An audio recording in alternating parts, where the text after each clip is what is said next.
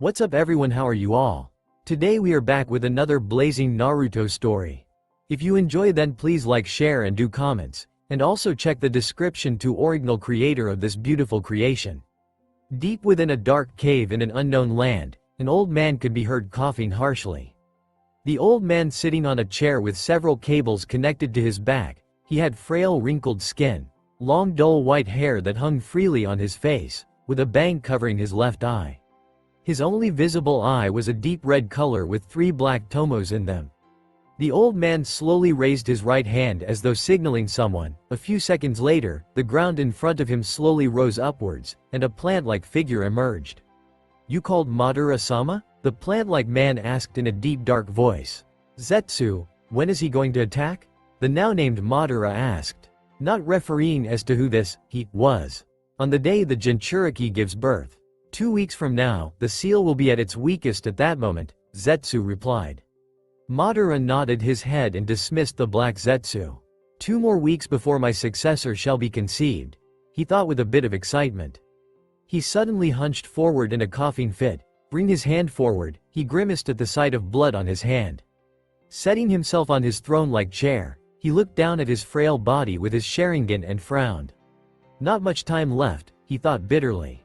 Some might say that he already had a successor in Obito, however that was not so. While he might have trained Obito and manipulated him into continuing with his plan, or so to speak, Obito was but a stepping stone for him to further his goals. Someone he would cast aside when his grand plan was at play. He wanted someone of his own blood, someone who would one day surpass him in his prime, someone to carry on his blood. Who knows, he might even provide me with a good dance when the time comes. So when he heard about Kushina Uzumaki being pregnant with triplets, he could help but be giddy at the thought of one of them being his successor. Being the child of a Jinchuriki, and Uzumaki no less. The child of the famed 4th Hokage and Kushina Uzumaki, the child was bound to be brimming with so much potential. He would inject the child with his and Hashirama's DNA. Should the child survives, he would become a force unlike any other, a god amongst men. A true successor to Madara Uchiha. A small chuckle escaped from his old dried lips, which soon turned into a dark, loud laugh that rang throughout the small dark cave. 2 weeks later, the pained screams of a woman giving birth could be heard. "Damn you Namikaze Minato. I'm going to remove that thing that makes you a man," the red-haired woman shouted again. "Come on Kushi-chan, just a little bit more," replied a very nervous and very worried blonde-haired man, who was by her side holding her hand. "Don't Kushi-chan me you ah." Her pained runt was cut off when she felt all the pain she was feeling greatly relieved. The sounds of 3 babies crying brought the panting, exhausted Kushina back to reality. She opened her blurry eyes and saw 2 nurses hold 3 blankets in their arms. "Congratulations, you gave birth to 3. Whatever the nurse was going to say was cut off when a kunai lunged into her head, killing her instantly. A swirl-like ripple suddenly appeared in the air, and before they could even question what it was, a man wearing a black cloak with an orange mask, with a single eye hole suddenly appeared from the ripple. And he had somehow gotten one of the children and was pointing a kunai at the young infant. "Step away from the Jinchuriki or this baby dies at the tender age of 3 minutes, the man demanded, pushing the kunai closer to the child.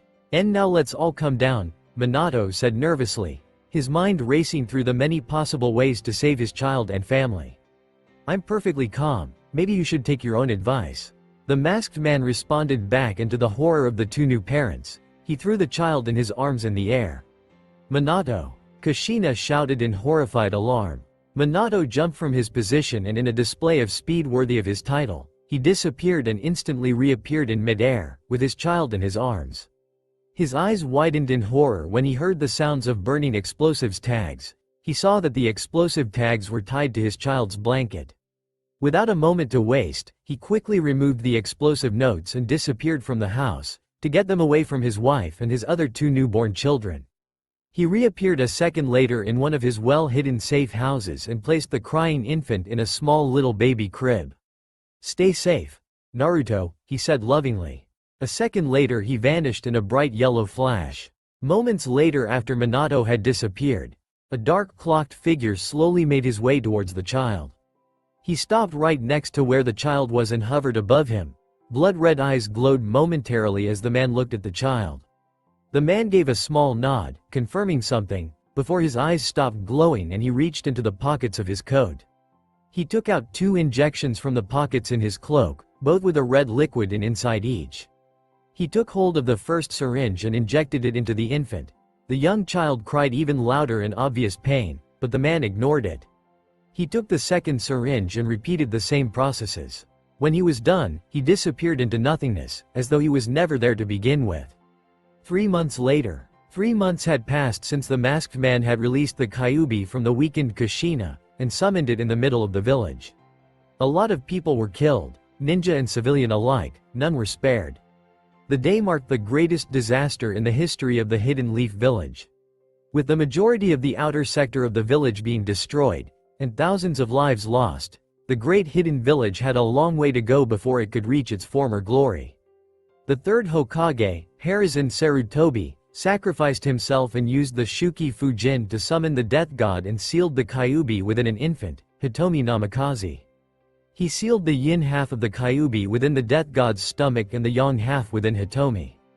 Kushina spent 2 months in the hospital, recovering from childbirth and having the Kyuubi forcefully extracted from her. Only a few people were told about Hitomi being the new Jinchuriki of the strongest Biju.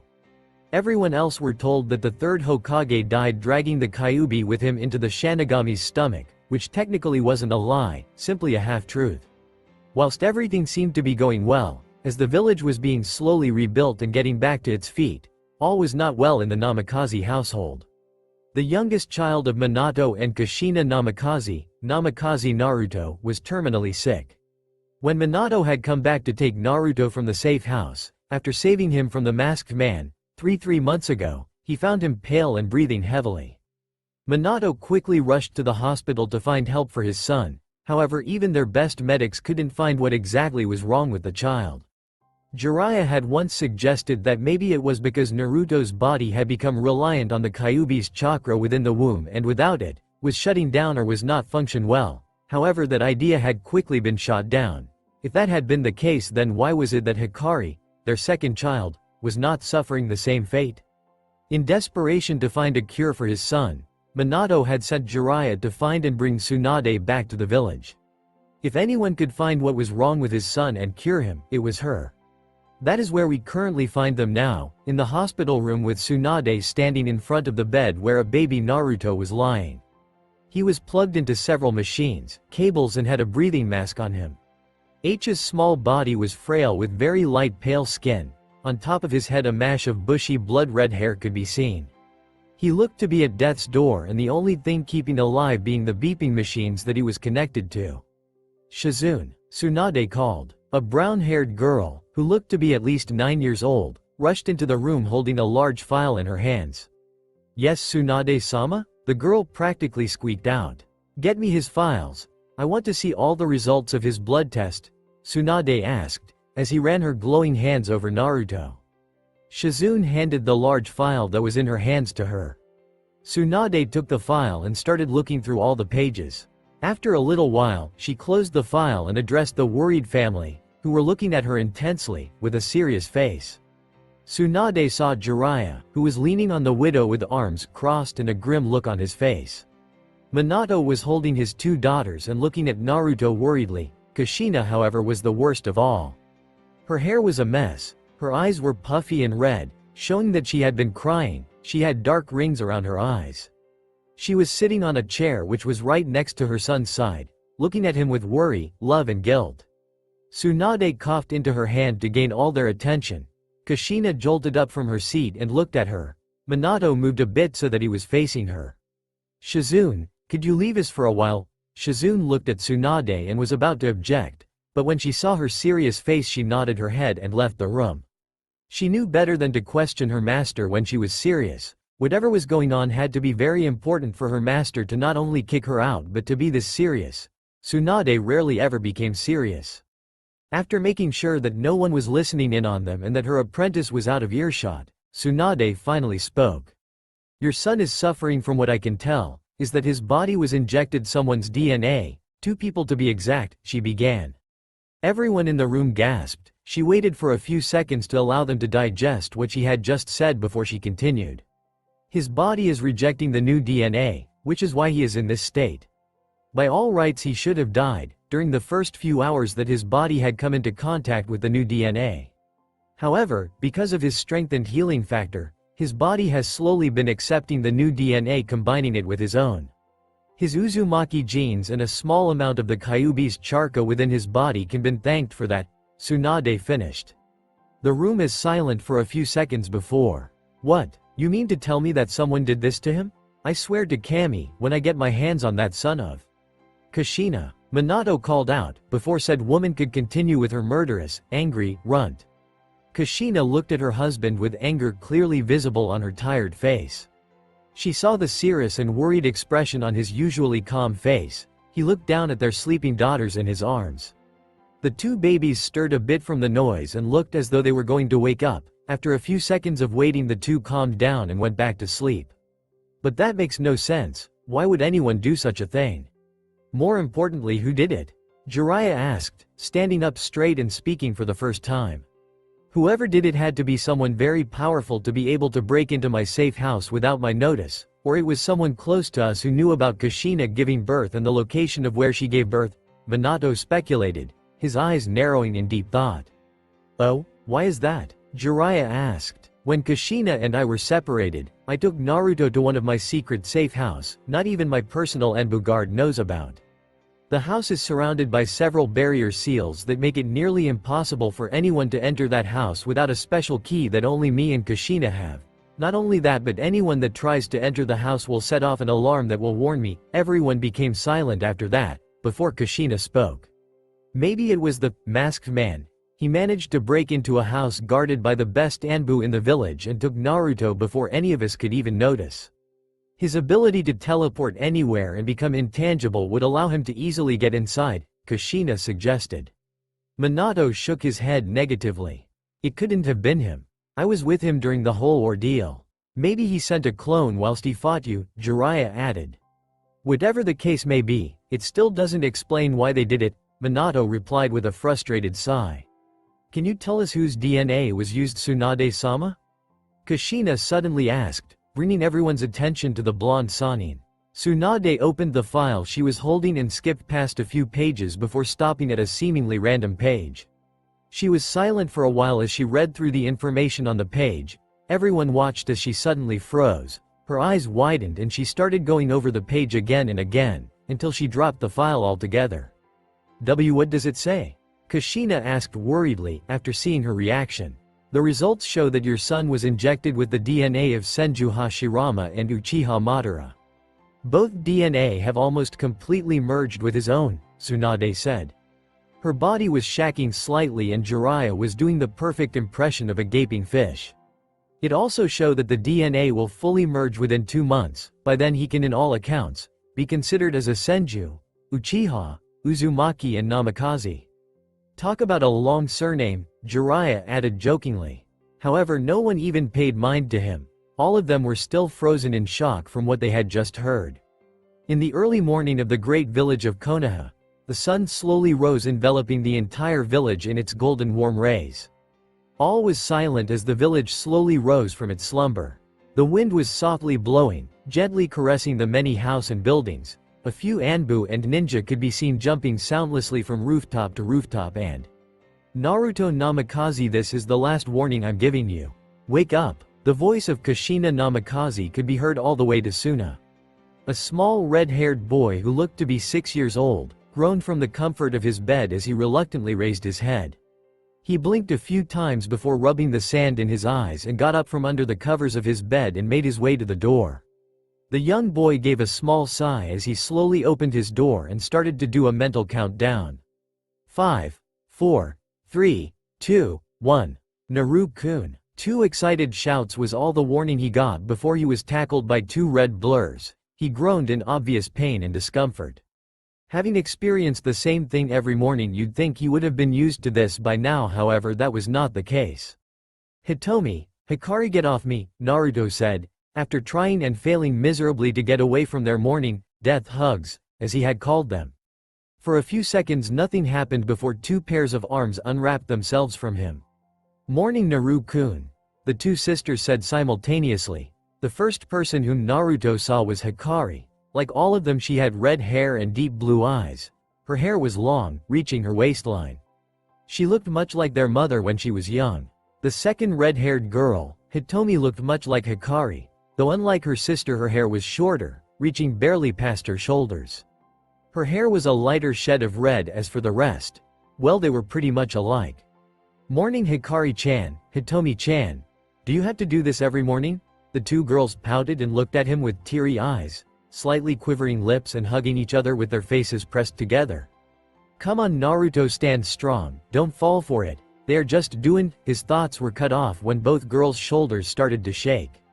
"Fine, you win," he said with an annoyed sigh and muttered something under his breath that both girls did not hear, which did not stop them from instantly cheering and giving him a big hug. "Naruto-kun, Ka-chan said we have to get ready."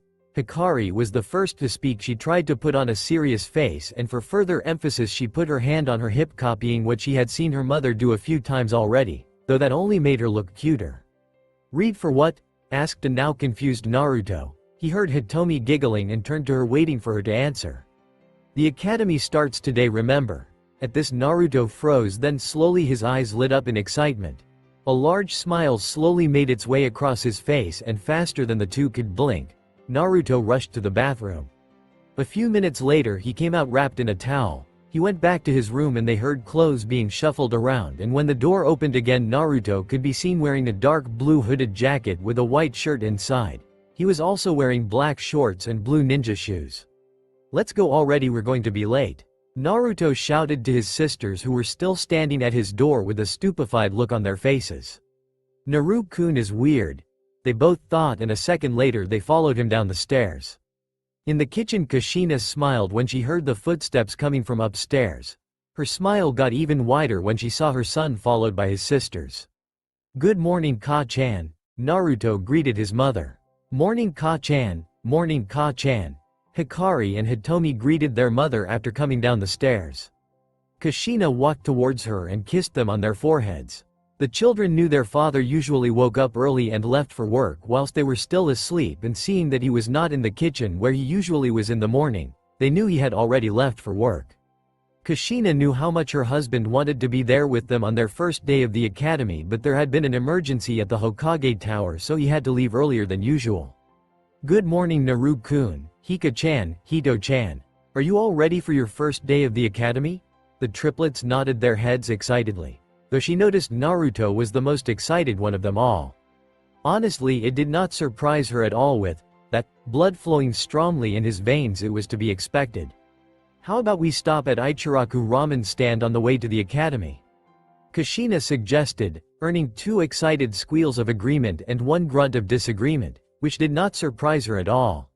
It was a surprise to everyone when they discovered that Naruto, unlike his mother, father and sisters, did not like ramen. In fact, he actually hated the food. This came as a shocker to everyone, especially Kushina, with how much both she and her husband loved the stuff. They expected all their children to love it too, if not more. Though he did have a favorite food which he loved just like his family loved ramen, and that food was Pocky.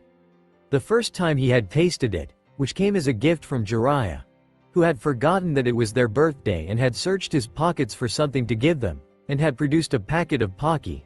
While the two girls found the Pocky a nice treat, Naruto had loved it and became obsessive. Till this date Minato still cursed Jiraiya for that packet of Pocky that he gave his son. "Don't worry, we will get some Pocky for you on the way." At this Naruto smiled excitedly. Nothing outdid Pocky. At the academy, Kushina and her children saw the academy building a few meters away. She looked at her children and saw them walking a few paces ahead of her. She smiled knowingly. "They sure are exited," she thought to herself. She frowned a bit when she noticed that Naruto was covering his head with the hood of his jersey. She knew why he was doing it.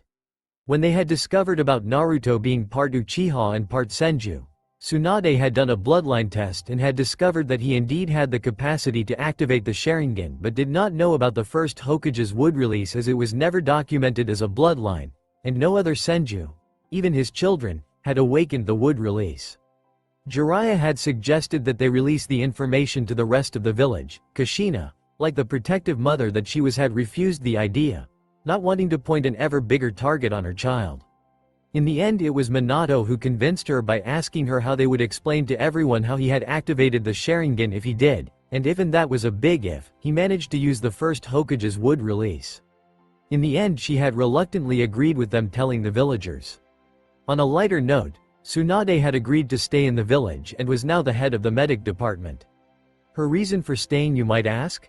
Well, it was rather simple really, she now had a living blood relative. With Naruto having Senju DNA, her grandfather's no less, he unknowingly had become a member of her family.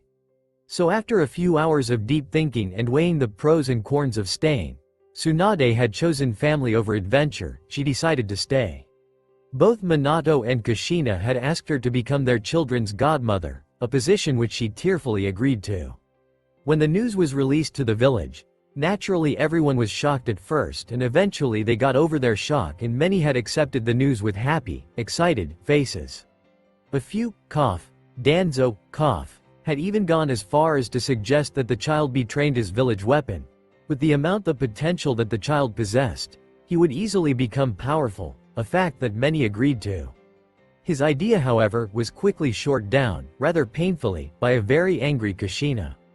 The Uchiha clan was the only ones who were against Naruto possessing the ability to activate their precious bloodline, the Sharingan.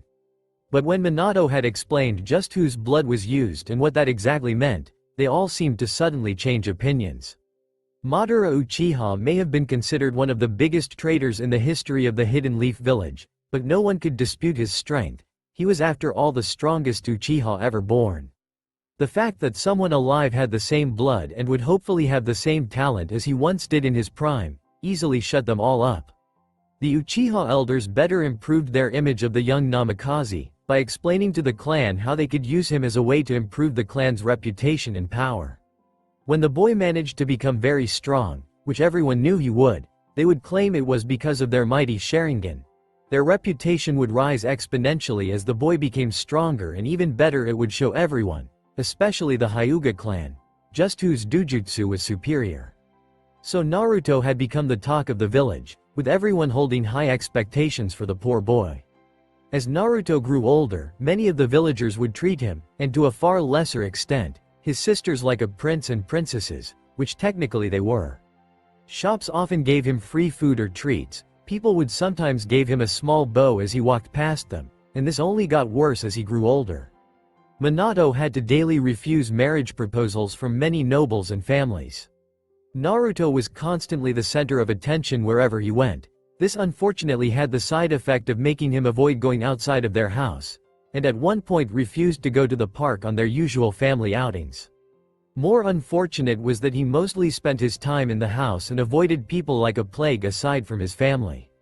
And sad to say, because of his distant and avoidance of people, Naruto did not meet any children his own age, and because of that he did not have any friends. Hikari and Hitomi were treated like princesses because of them being the children of the Hokage, but their treated was not as severe as their bothers. Sure, people greeted them wherever they went and a few shops gave them free treats here and there. It was nothing that was bad enough to deter them from having a normal childhood. And unlike their distant brother, they had friends whom were all the children of the clan heads, Yamanaka Ino and Hyuga Hinata. Kushina increased her pace when she saw the many villagers that were looking at them, specifically her son, and whispering to themselves. When she was beside him, she reached down and took hold of his hand. He looked up at her in confusion and she gave him an encouraging smile. He smiled back at her and nodded back at her. By now the academy building was very close. Inside the academy, all the parents with their children were led to an empty hall, where the ninja hopefuls were introduced to their new senseis and was shown to their classes. And so came the time for each parent to say goodbye to their children and leave them in the care of their new instructors.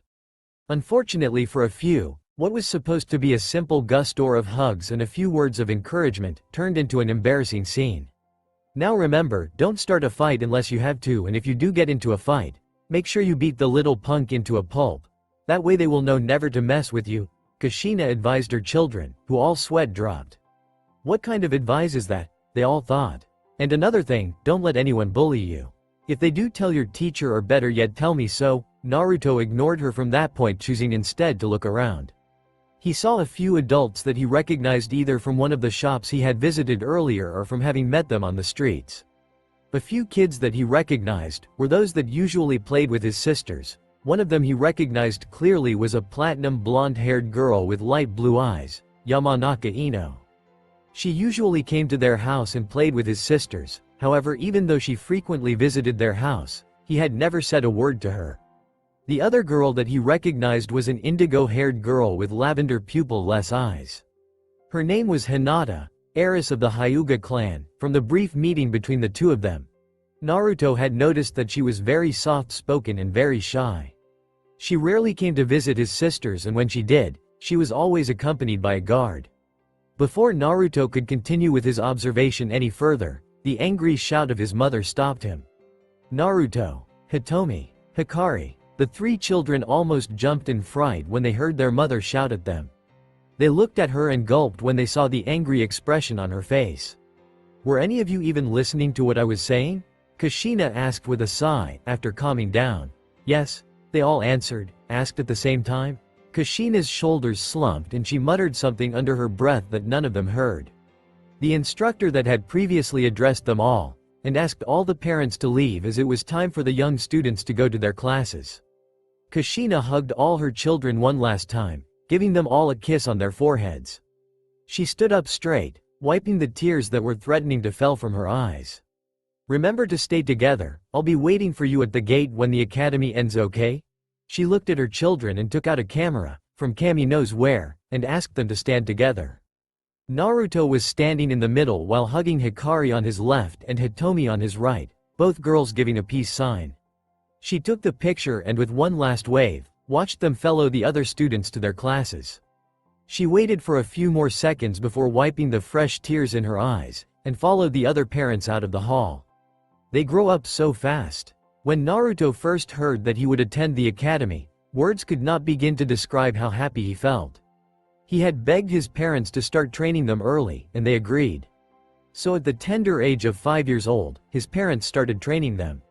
Although his sisters took the training seriously as they could for their age, Naruto was more dedicated. He practiced his kunai and shuriken accuracy every morning for at least 3 hours and would go through the taijutsu stances his father taught them every day. Now, one would wonder why a child so young would train so extensively at such a young age, instead of playing with other kids or doing other things that children his age would be doing. Truth was, Naruto knew people treated him differently. He was not stupid, far from it actually. What he did not understand, however, is why people treated him the way they did. Sure, his parents were very powerful and known throughout the entire elemental nations, but he could not help but feel that there was a deeper reason for it. The fact that everyone he met treated him with far more respect and prestige than his sisters, further helped prove his point. He hoped that by becoming powerful and making his own reputation, people would finally recognize him for him, and not for the name he carries. So day after day he would train aimlessly, wanting to prove to others his own worth. When his parents told him that he would be attending the academy, he was ecstatic. This was his chance to prove himself. He could not help but be giddy at the thought of the things he would learn, all the powerful jutsu and techniques that they would be taught. Like many children that were attending the academy, he was sorely disappointed when during the first week of the academy all they learned was the history of Konoha and other minor things. In all honesty, he had no idea what those lessons had to do with being a ninja, since it wasn't something one could use to save their life or the life of someone else. His sisters though seemed to actually enjoy the academy. Perhaps it was because they got to spend a lot of time with their friends. Still, friends aside, he was seriously regretting ever attending the academy in the first place, and to think, he still had 6 more years to go before he could graduate. -6 months later, Naruto sat in his usual place in the class, which was at the back. He looked around the class and saw his sisters, like always, sitting a few rows in front of him. Not much had really changed in the past 6 months. He still disliked the academy and the fact that had yet to be taught anything noteworthy. Annoyed, he had asked his father when they would start teaching them real ninja stuff. His father had just chuckled and told him that they would eventually be taught. To Naruto's eternal frustration, however, his father never did say when that would be. Although, there was something that had happened that made him happy. He had made a new friend, his first friend ever to be exact. Flashback. 5 months earlier. The bell had just rung, signifying that it was break time. All the students excitedly rushed out of the classroom, not that anyone could blame them, after all they were free from the boring preachings of the teachers, for a few minutes at least. Naruto walked around the school playground, looking for somewhere to sit, preferably somewhere where there were no other kids. He saw his sisters sitting under a tree chatting happily with their friends, Ino, Hinata and a pink-haired girl who they had just recently made friends with. After a few minutes of walking, he found an empty bench, which was thankfully hidden by a few trees.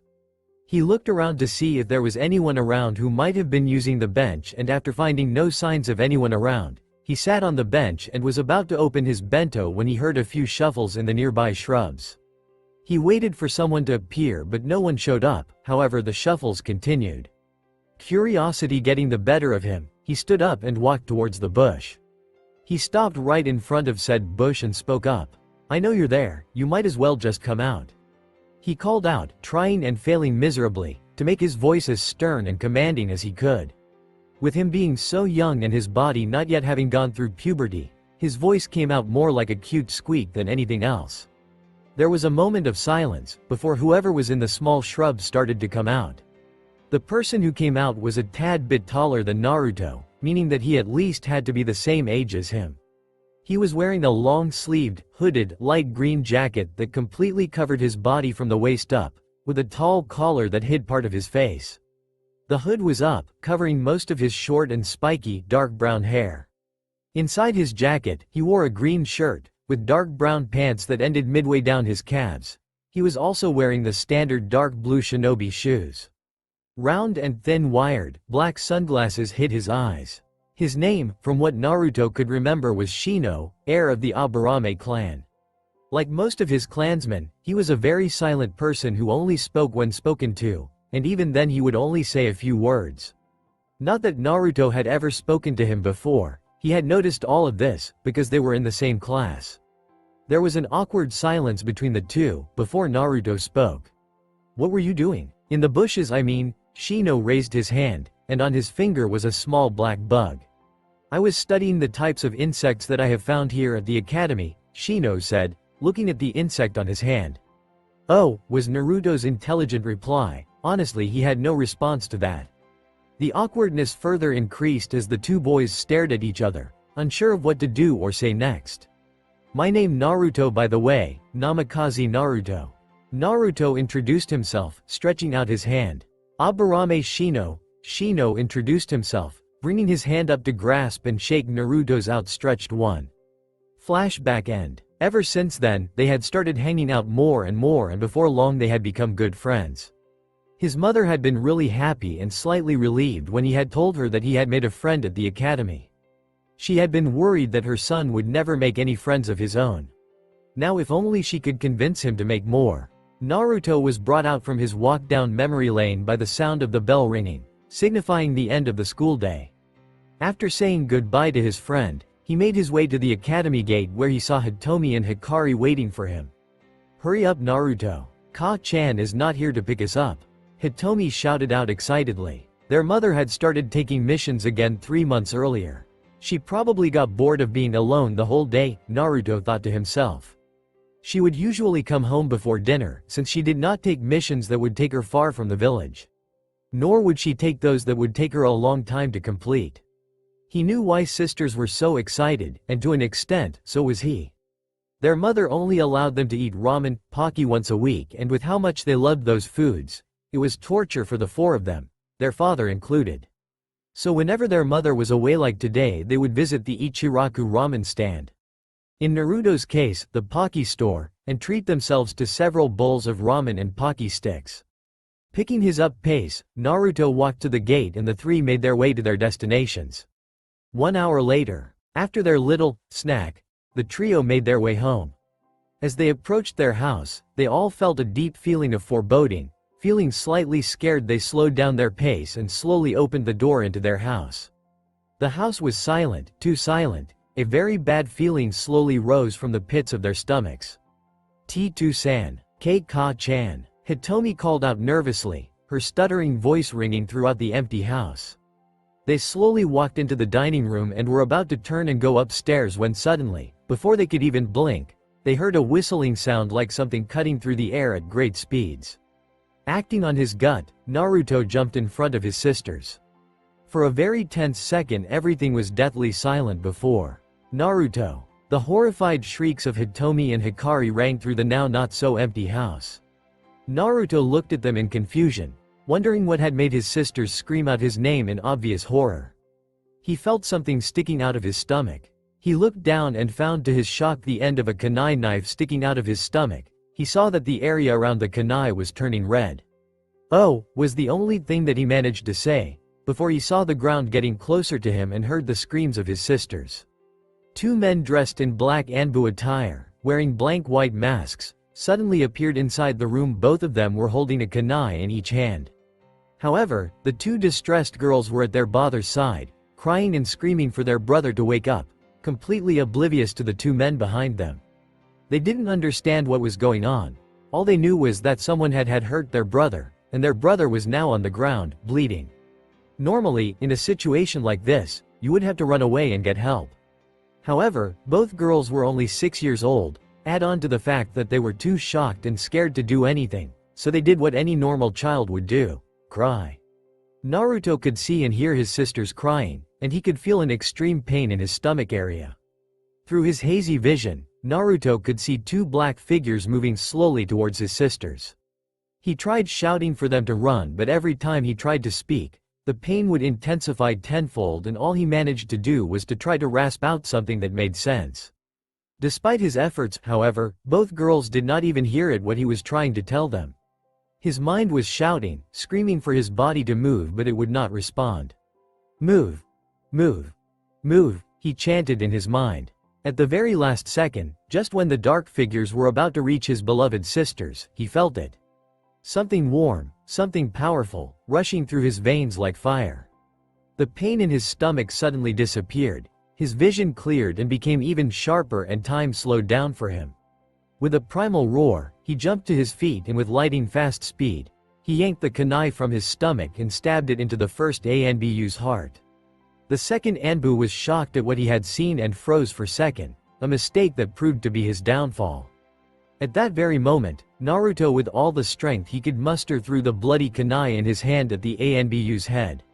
He could clearly see the kunai traveling in slow motion to the surprised Anbu's head. He saw as it ever so slowly plunged itself deep into the man's head. He saw the man's eyes change from that of being surprised to that of horror, finally to the emptiness that accompanied lifelessness. All this happened with the fraction of a second, and this was all forever recorded in his brain. When the man fell to the ground, Naruto blinked, surprised at what he had just done, and his surprise soon turned into horror. Before he could even mutter a single word, his eyes rolled to the back of his head and he fell to the ground. However, he never felt his body reach the ground, as he felt two rather soft arms catch him. The last thing he saw was a red blur and a flash of yellow before everything went black. A few minutes earlier, Hokage office. Minato sat in his chair with a very bored look on his face. He was almost finished with the paperwork of the day, and would soon hurry home to his awaiting family. He glanced at the clock and saw that it was already 3 o'clock. Kushina had yet to report in, which meant that she had not picked the children up from the academy. They probably stopped for some ramen on the way home, he mused. Yes, he knew about their little stops when Kushina was not there to pick them up. He had caught them one day, using the crystal ball when he was checking to see how they were. He did not tell Kushina. After all, he too ate ramen a few times during the day. Telling her would not only make him a hypocrite but would also make her become suspicious of him too. Speaking of Kushina, he could feel her chakra signature approaching. Mina Koi. Without knocking, Kushina barged into his office. He smiled at her and stood up to give her a kiss. "How was the mission?" he asked her, after breaking off from the kiss. Same old, I had to kick some evil mercenaries' ass Ebane. Kushina responded, unconsciously adding her verbal tick at the end of her statement. Minato just sweat dropped at the vague mission statement that she gave him. "Are you ready to go home, or should go on without you?" she asked him. "I'm finished. Let me just grab my jacket and I'll hear Ishinas both home." At the house, When both parents flashed home, they immediately knew that something was wrong. For one, they could both smell blood in the house. Minato could not sense any of the Anbu that were always guarding their house and children. And lastly, yet most importantly, their ninja instincts were telling them that something was wrong. One does not make it far in the ninja career when you don't listen to your instincts, for they are almost if never wrong. Now on guard, husband and wife made their way into the dining room, where the stench of blood was strongest. Through the corner of his eye, Minato could see Kushina struggling with not just rushing in there to see if their children were safe. Only years of being a kunoichi stopped her, just barely. When they finally reached the dining room, what they found shocked them. Hikari and Hitomi were kneeling on the ground with tears in their eyes, looking at where Naruto was standing with his hand outstretched with a large amount of blood on his stomach and hands. They looked at, more specifically, his eyes. They were surprised to see two red eyes, with a single tomo in each eye, looking at the dead figure with a kunai logged in his head. Kushina was the first to recover from her shock. When she saw his eyes turn into their normal deep blue and roll into the back of his head, she moved quickly and caught him before he could reach the ground. Minato recovered a second later after Kushina. He instantly created two shadow clones that disappeared after nodding at him. He then moved to the ANBUs to check if they were dead and saw that they indeed were dead. After that, he went to see if his daughters were hurt, and saw that they were fine and were just traumatized. He pressed the back of their necks and they both fell into his arms, unconscious, giving them a chance to recover from the shock. Kushina had caught her son before he could fall to the ground, and she noticed instantly that he was pale, which was probably from the loss of so much blood. She cradled him into her arms and turned to see Minato holding their daughters, who were both passed out in his arms. Now extremely worried, she quickly voiced her concern and question. What's wrong with them? She asked, trying to stop herself from breaking down and freaking out, which she knew would only make things worse. They are both fine, just a bit traumatized. I knocked them out so they could rest. How's Naruto? He replied, showing far more control over his emotions than his wife. From what I can tell, he has lost a lot of blood. We have to take him to the hospital, immediately, before his situation gets any worse. At this, Minato nodded his head and moved closer to where his wife was holding their son. She grabbed his shoulder and there was flash of yellow light. When the light died down, they were all gone.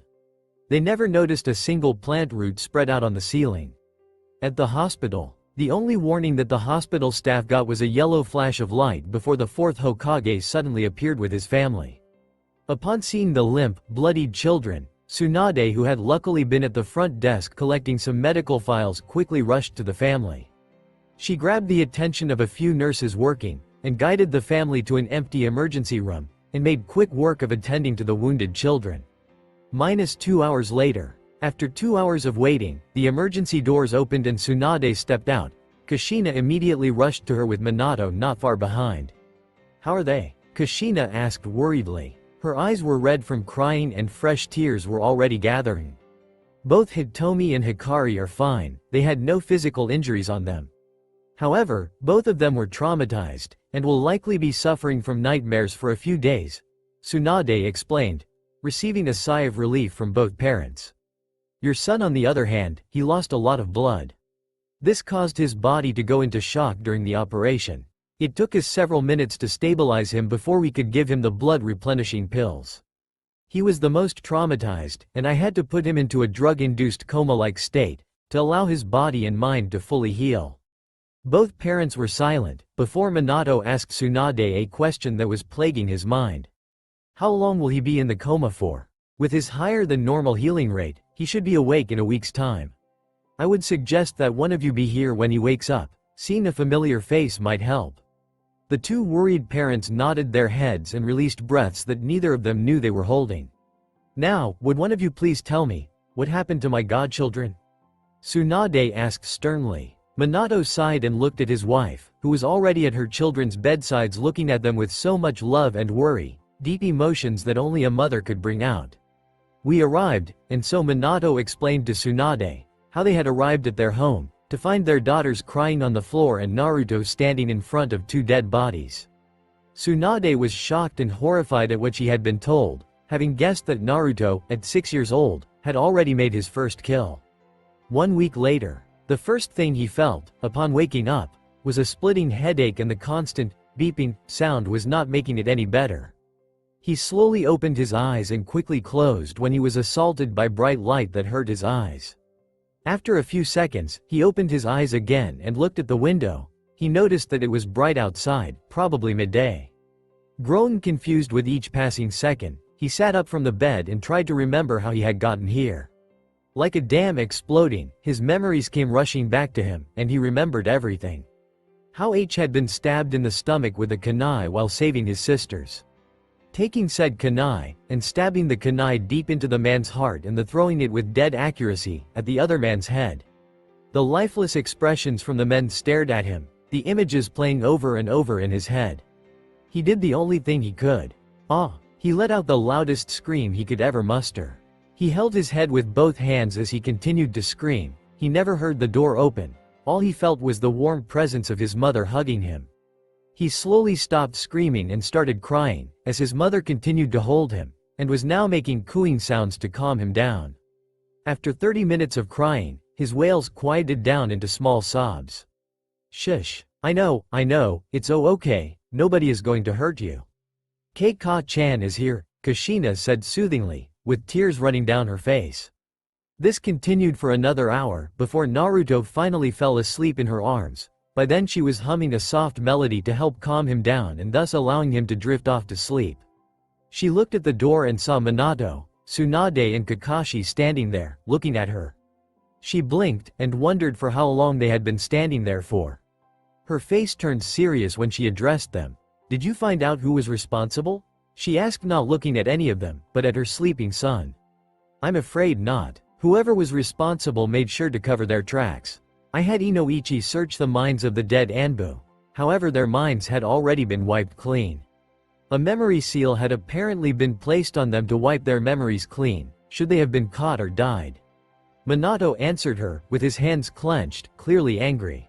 Kushina's hair slowly rose, and started flowing angrily in the air behind her.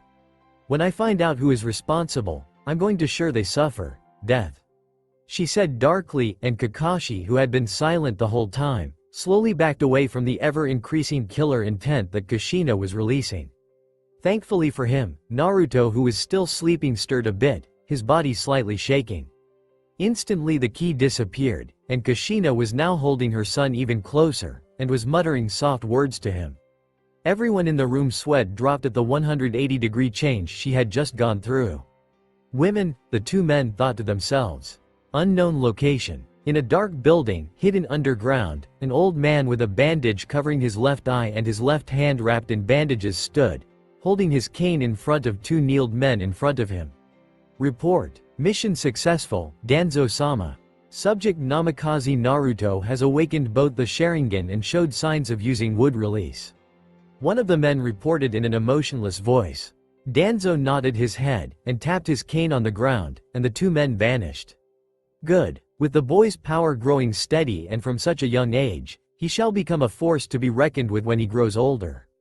A pity I could not take him under my foundation, Danzo thought to himself, as he turned around, and walked towards his own office. 3 days after Naruto had awoken from his coma, he had been released from the hospital. He had been dreading the day when he would have to go back home. Not that he did not love his home or anything, rather he was not willing to go back to the place where he had killed someone. Fortunately for him, his parents had anticipated this and were about to move to a new home when Tsunade suggested that they come live with her at the Senju house, which in all honesty was big enough to support several families and still have extra rooms. The young couple had first been against the idea, not wanting to impose. However, Tsunade had retaliated, saying had she want more privacy she would have bought a smaller house, like she could afford it. To persuade them more, she had even suggested that it would be best they move in with her, so that she could monitor their children, especially Naruto. She could help him more if she had more time with him, and so with a bit of hesitation they had agreed, much to her ever-increasing joy. So when instead of going to their home, Naruto found himself being led to a different house altogether, Naruto had asked his mother where they were going. She had smiled reassuringly at him and told him that they were moving in with their grandmother. He was relieved and scared at the same time, relieved that he would not have to go back to their new house, and scared because his grandmother's hugs were far more painful than his sister's mourning death hugs. The trip to the Senju house seemed far longer than what he had remembered. Maybe it was because he was now more self-aware than previously. The looks of the villagers had turned from that of admiration and respect to that of pity. It seemed like news of their attack had spread throughout the village rather quickly. He could hear them now more than ever, muttering to themselves about him and his sisters being attached. Many of the people that they passed would offer their apologies to him. Naruto found himself getting angry with each apology he received. He did not want that. He wanted for them to respect him for his actions. The fact he was thinking about how people would have respected him more for killing two Anbu did not register to him. He wanted for them to talk about how he at the age of 6 had managed to kill not one but two Anbu to save his sisters, not offer him pity. What was pity ever good for? He decided then and there that he hated pity more than anything. Unconsciously his Sharingan activated with the single tomos spinning angrily. He did not hear the gasp of surprise from people when he did that, nor did he feel his mother place her hand on his shoulder. Kushina had been watching her son. She could feel his anger slowly increasing every time a villager would offer him words of pity. She could understand why he was angry. Nobody liked to be pitied, and with so many people willingly showing so much pity, his anger was starting to show. His Sharingan activated and she could feel him release a very small amount of ki, which in all honesty was quite impressive for a 6-year-old boy. Wanting to calm him down, she put her hand on his shoulder. She frowned when she noticed that he had not even reacted to her touch. Later at the Senju house. Arriving at the Senju house, both mother and son walked into a rather large house. Having been there already, Naruto already knew the layout of the house, so the need to explore had long since been sated. The house was very silent, giving Naruto a deja vu feeling, something that he did not like. He wondered where everyone was. As though reading, his mother answered him. "Everyone is not home at the moment. Your grandmother was kind enough to allow us to live here." Naruto nodded his head in both agreement and relief. They moved into the living where Naruto sat on the large sofa with his mother sitting beside him. "Would you like to talk about it?" she asked, not mentioning what exactly it is, already knowing that he knew what exactly she was talking about. He shook his head in disagreement. Kushina nodded her head at that. She had expected him not to want to talk about it. "It's okay if you don't want to talk about now, but when you're ready come to me and we can talk about it, okay dear?" Naruto nodded his head once more.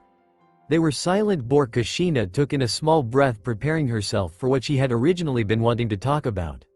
"Naruto," she began. Naruto, who had been staring at the ground, looked at his mother. She had addressed him by his full name instead of her usual, Naru-chan. She rarely ever called him by his full name except when she was either angry or when he had done something wrong. She was also seemed nervous, evident by how she was shifting a bit in her sit. Whatever she wanted to say had to be very important for her to act like that. Kushina took a few short breaths. She had decided to be the one to tell her son about it. Minato had agreed with her with a bit of hesitation. His son was closer to his mother, so he knew that the best person to tell him would be Kushina. He knew his son was smart for his age and would understand what they would tell him. It was his reaction that he was afraid of. It was for that very reason they had refrained from telling their other children about it. They did not want for their children to start treating their brother differently. Though there was little chance of that happening with how much the two girls loved and adored their brother, it was always better to be safe than sorry. And so Kushina told her son about how he had been injected with the DNA of both Hashirama Senju and Uchiha Madara just a few hours after being born. She however did not tell him about the masked man, or that the Kyuubi was sealed inside his sister, Hitomi. After his mother finished speaking, Naruto was silent, his young mind trying to digest everything he had just heard. Then everything suddenly started making sense to him. Why everyone treated him like some prince. He contained within his blood the DNA of the strongest people in the history of the Leaf Village. He knew exactly who those two men, he had read several books on them after all. Hashirama Senju, the first Hokage, the god of shinobi, the man who single-handedly captured all of the tailed beast, expect the Kyuubi, and handed them to each hidden village as act of trust between the villages. The man who is said to have created the forest that surrounds Konoha, one of the strongest men ever born. Then there was Madara, co-founder of Konoha, the strongest Uchiha to be born. The man who could single-handedly destroy an army and continue to fight on. The only man who could ever fight Hashirama on even terms. And let's not forget his own parents, his father, the fourth Hokage, the fastest man alive. A man who killed an entire army with one technique, ending the Third Great Shinobi War. His mother was not far behind either, one of the seal expects in the world. Her sword skills are said to equal if not greater than those of the 7 great swordsmen of Kiri, one of the strongest women alive, second only the Tsunade Senju. All these great and powerful, very powerful, and he was related to them. Nobody said it, but he knew that everyone was accepting him surpass them. Suddenly he felt as though all the weight of the world was placed on his shoulders.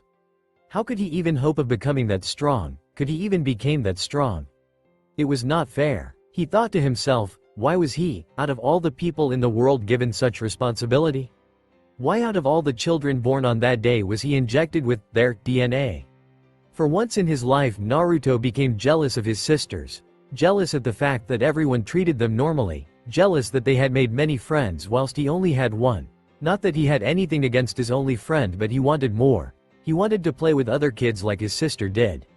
A small part of him, a part that he had long ago buried deep within himself, hated them for that, hated how his life was, hated how everyone treated him, hated how unfair his life was, and hated whoever it was that had given him those genes.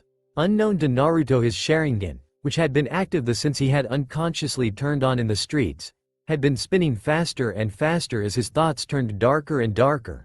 When they finally slowed down, instead of the 1 tomo in each eye, now instead were 2 tomos in both eyes. Kushina had worriedly looking at her, wanting to how he would react to what she had told him. She watched as his face changed from emotions, from that of deep thought, uncertainty, jealous, and finally anger. His body started shaking in obvious anger. Wanting to calm him down, she took his small soft hand into hers and squeezed a bit for support and to get his attention. When he looked at her, she almost gasped when she saw the 2 tomos in his eyes instead of one which she had first seen him with. He has already progressed it to the 2nd stage so quickly, she thought, both proud and amazed at the same time. Her son had only awoken it 1 week ago, and now he had progressed it to the 2nd stage. Not even Itachi the Uchiha prodigy had managed to mature his that quickly. She couldn't wait until she told Makoto. She could only imagine the look on her face when she told her how her son had managed to progress his Sharingan to the 2nd stage a week after awakening it. It would be priceless. Naruto? So does that mean I'm related to Ba-chan by blood? Kushina blinked at that. Of the questions to ask, she had not expected him to ask that. Yes, I guess it does. Can I also use the Sharingan like the other Uchiha? Kushina first chuckled, then proceeded to laugh. You haven't noticed, have you? She asked, and Naruto shook his head. Yes, you can the Sharingan like the other Uchiha. Intact, you've had it active the whole time. Naruto blinked at that. He had it active? Then why did he not feel any different? Now that he thought about it, everything did seem different. It all looked much clearer, and Mother seemed to glow blue. He yawned. He felt tired, whether from having his new bloodline active for Kami knows how long, or from having to digest so much information in one day he did not know. Why don't you go and get some rest? I can see that you're tired, she suggested, to which he nodded and stood up, made his way upstairs. Your room is the 3rd on the right. Naruto continued his way upstairs until he reached his new room. It almost the same as his old one, but there were a few differences here and there, but the room pretty much looked the same. Instead of going straight to bed, Naruto made his way to the dresser that was in his room. He looked at the mirror, more specifically his eyes. So this is the Sharingan, he wondered to himself, looking at the 2 red eyes with the 2 tomos in them. Now, how do I turn it off? The next day, Naruto slowly opened his eyes to find himself not in his room. He was about to freak out when he remembered that they had moved in with their grandmother. He felt tired. He did not get much sleep the previous nights. Firstly, it had taken him close to an hour to learn how to shut down his Sharingan. Then when he had finally gone to bed to take a well-deserved rest, there came yet another problem. Every time he closed his eyes, images of that dead man he killed would instantly appear in his mind, forcing him to stay awake the majority of the night. He slowly sat up from his bed and made his way to the door. He was slightly disappointed though when he did not hear 2 shouts of his name like usual, or the morning death hugs had been so used to. He made his way downstairs, and much to his surprise he found everyone seated around the kitchen table chatting happily as each enjoyed their morning breakfast. Even his father, who was usually by this time already gone to work, was there as well. Naruto-kun. Shizune, his elder sister figure, was the first to notice him. Everyone stopped talking and looked at him. Good morning, Naru-chan, and how are you feeling today? His mother asked him in an affectionate tone. I'm fine, he answered her lowly that she almost did not hear. His grandmother stood up and with a gleam in her eyes walked towards him much like hungry lion would stalk its prey. "Morning Naru-kun. Come give your ba-chan a morning hug." Naruto took a step back and was about to turn and run for his life when suddenly he found his face being buried deep within the generous bust of his grandmother and getting the life squeezed right out of him. Fortunately for him, his savior came in the form of Shizune, who had seen his face turning blue. "Tsunade-sama, I think you should let Naruto-kun go before he passes out." Tsunade pouted a bit before letting him go. Naruto sent Shizune a thankful look for saving him. "Morning son, how was your sleep?" His father asked him with a slightly amused look on his face after watching his interaction with Tsunade. "It was nice," he said in the same tone he had used to answer his mother. "As if I barely got any sleep at all," he shouted angrily in his mind. He glanced at his sisters who were both silently looking at him. He had expected them to be the first ones to actually be the first to greet him. Instead, both girls were quiet, something he never thought possible, and nervously stealing glances at him. "Are they afraid of me?" He thought worriedly. Maybe they were afraid that he might hurt them. He couldn't get the images of those men he had killed out of his mind. He wondered how his sisters viewed him now. Did they think he was a monster for killing those men? He looked at both of them right in their eyes and they both looked away. "So they are afraid of me," he thought sadly, his eyes watering a bit before he blinked the tears away. Hikari and Hitomi were nervous. Their brother had risked his life to save them, and worst of all, he had to kill 2 men to save them. They were both ashamed and worried at the same time, ashamed at themselves for not trying to even put up a fight, ashamed that their brother, the youngest of them, had to do all the fighting for them and even got injured in the process. They were also worried of what he would think of them. Would he hate them for not helping him? Angry that they did nothing as those 2 men were about to kill them? "Why don't you join us for breakfast? Your food is in the warmer," his mother suggested, unknowingly cutting into her children's depressing thoughts. Naruto shook his head. "No thank you, I'm not feeling hungry," he said, already going out of the room. Sometime later, Naruto walked aimlessly in the streets of Konoha, ignoring their usual whispers. They did not matter to him, nothing did at that moment. His sisters, the people he loved more than anything in this world, were afraid of him. His chest hurt. The pain he was feeling was unlike any other. It hurt far worse than when he had been stabbed in the stomach by the kunai. It felt like thousands of daggers were constantly being stabbed in and out of his heart. What was he going to do? He did not notice that he had walked into the local park that he once refused from ever going. He was about to turn back when he saw them, both his sisters sitting on the swings, gently moving back and forth. The lump in his throat suddenly increased. Slowly, with hesitant steps, he made his way to them. Hikari-chan, Hitomi-chan. Both girls stiffened a bit, not having realized he had been there. "Naruto?" Hitomi asked, called, looking up. Naruto swallowed the lump in his throat before speaking. "I just wanted to say that I'm sorry for killing those 2 men. He swallowed hard, his voice cracking even more. And that even I, if you're afraid of me, all ways love why you," and whatever he was going to say was cut off when both girls tackled him to the ground sobbing. "What?" he asked in surprise. "We are sorry that you got hurt saving us," Hitomi said between sobs. "We are afraid of you. Nothing you do will ever scare us," Hikari continued. The 2 girls continued apologizing. The pain in his heart instantly vanished. All his worry about his sisters being afraid of him vanished. They continued holding each like that for a few more minutes before getting up. "Let's go and get some game. My treat," Naruto suggested, rubbing the remains of tears in his eyes. His sisters cheers at that before taking his hands, dragging him to the ramen stand. Watching his sisters smile happily as they dragged him along, Naruto made a promise to himself. He would protect his sister. He would become strong enough to protect them against anyone or anything. He would go through hell and back if it meant he could protect them, and should anyone hurt them, his Sharingan activated, spinning madly, he would hunt them to end of the earth and make them pay. A few days had passed since Naruto had had his little heart-to-heart with his sisters, and everything had gone back to normal. That of cause is what he would have hoped to say, but alas, it was not so. Although the relationship between him and his sisters had been repaired, strengthened even, there was one problem left for little Naruto to solve. No matter how hard he tried, no matter what he tried, Naruto couldn't get some sleep. He couldn't forget the images of the dead man looking at him with those dead haunting eyes. So he had gotten very little sleep in the past few days. evident by the dark rings that had developed around his eyes.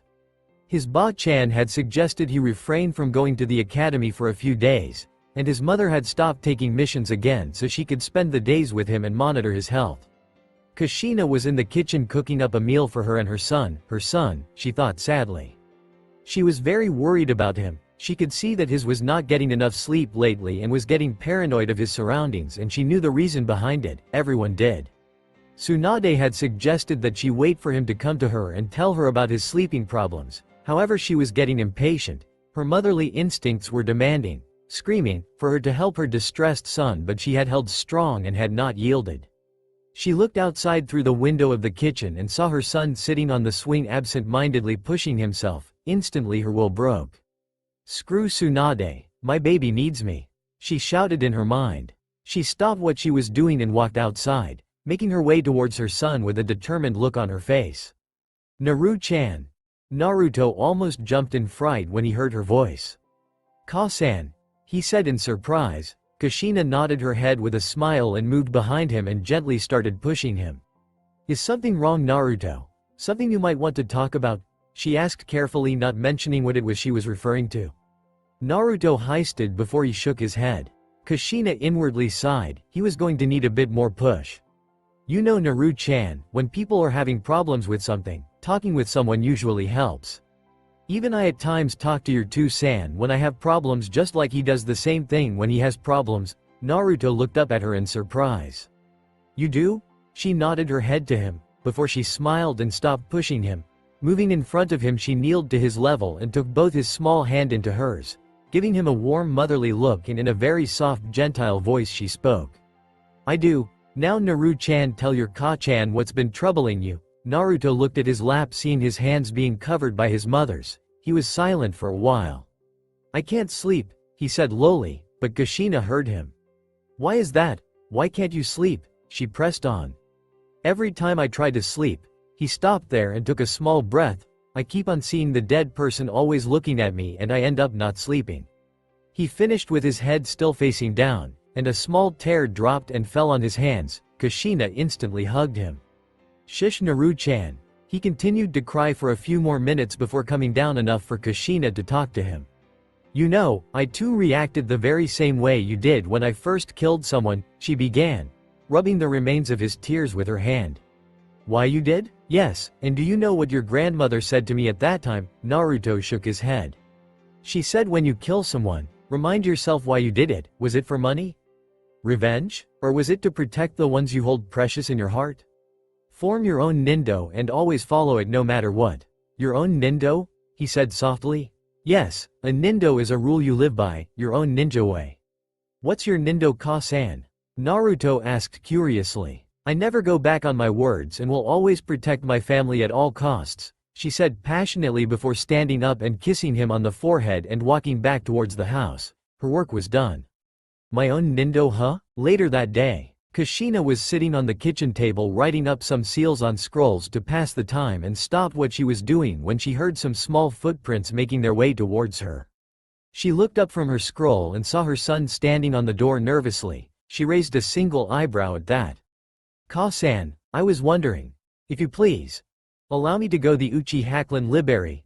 She blinked a couple of times and slowly thought about what he had said. "Ka-san, I was wondering if you could please allow me to go to the Uchiha clan library." Instead of exploding like Naruto expected her to, Kushina's eyes narrowed at him. "And pray tell why you want to go that library." Naruto shifted a bit before he responded. "I thought about what you said earlier about forming my own nindo and came up with one of my own." Kushina nodded her head, wondering where he was getting it, and also wanting to hear type of nindo he had come up with. "My nindo is that I will become the strongest ninja in the world and protect my family and precious people with my very life." Kushina gave him a proud smile. "I'm very proud of you, Naru-chan, but that still does not explain why you want to go to the Uchiha clan library," she said with her eyes softening a bit. Since I want to become very strong. I want to master my Sharingan to help me become stronger, and the only place I can learn how to use it is in that library," Naruto responded. Kushina looked at him and thought about telling him about Kakashi and asking him to help him with his Sharingan, but decided against it. It will help him learn the value of hard work, she thought to herself. "I will allow you to go," Naruto was about to celebrate when she cut him off, but you will only go there for 1 hour and after attending the academy tomorrow.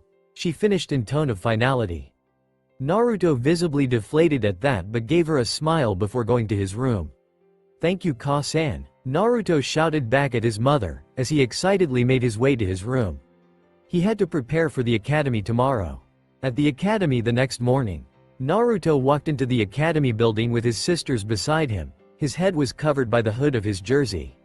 Some of the students, those who saw him, were either giving him looks of admiration, some were giving looks fear and some looks of envy. He paid no mind to them and continued his way to his class.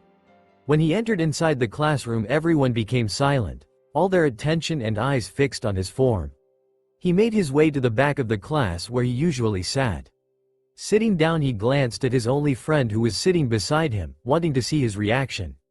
Shino looked at him and nodded his head at him. Welcome back, Shino said with his usual stoic face. Thanks, Naruto responded with a small grin on his face. Naruto nodded his head back at him and looked back to the front of the class where their sensei had just entered and was now teaching. A small smile made its way across his face. Shino, for all his quietness, was a very good friend. He did not judge him like all the other students, and instead he just accepted him for him. No questions asked, a true friend. After the academy, instead of going straight home, Naruto started walking towards another sector of Konoha. His sisters had asked him where he was going, but he had just told them he would back later. They had tried to convince him to take them with him, but his mother had come to his rescue and convinced them to let him go alone. As Naruto walked towards the Uchiha district, he was well aware of the Anbu following him. Ever since he had woken up from the hospital, he had been able to feel people, or so to speak, and knowing his father, his grandmother and his mother, he wouldn't put it past them to have some Anbu tail his every footprints. The Uchiha district was quite far from the village, so it took a little while to reach it. Arriving at the Uchiha district, Naruto made his way to the clan head's house, passing the many Uchihas on the way. He was a bit surprised at the many respectful looks of approval he was getting from many of them, though there were that few that were giving angry and disapproval looks. He arrived at the house that was in the middle of the clan compound. It was several times bigger than the other houses and more spacious. He knocked on the door and stopped knocking when he heard a feminine voice respond. Coming, he waited for a few seconds before he heard the door open. The person to open it was a woman with long straight black hair and black eyes. She was wearing a purple blouse with a red skirt and a yellow apron. She looked around in confusion before her eyes landed on the small red-haired boy on her doorstep. She blinked in surprise before she smiled warmly at him.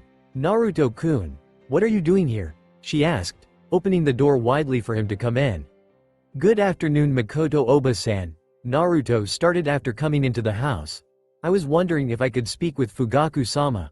Makoto looked about to ask what it was that he wanted to speak with her husband for, but stopped when she heard her husband walk down the stairs. She looked back and saw said husband walking down the stairs, and looked as though he had heard everything.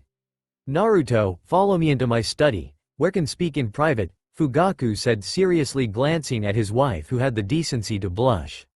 Naruto said nothing and followed him upstairs to the study. In the study, Naruto sat nervously watching as Fugaku looked at him with a very curious gaze. After what seemed like an eternity for Naruto, Fugaku finally spoke. You wanted to see me, it was not a question. Naruto nodded his head a bit before speaking.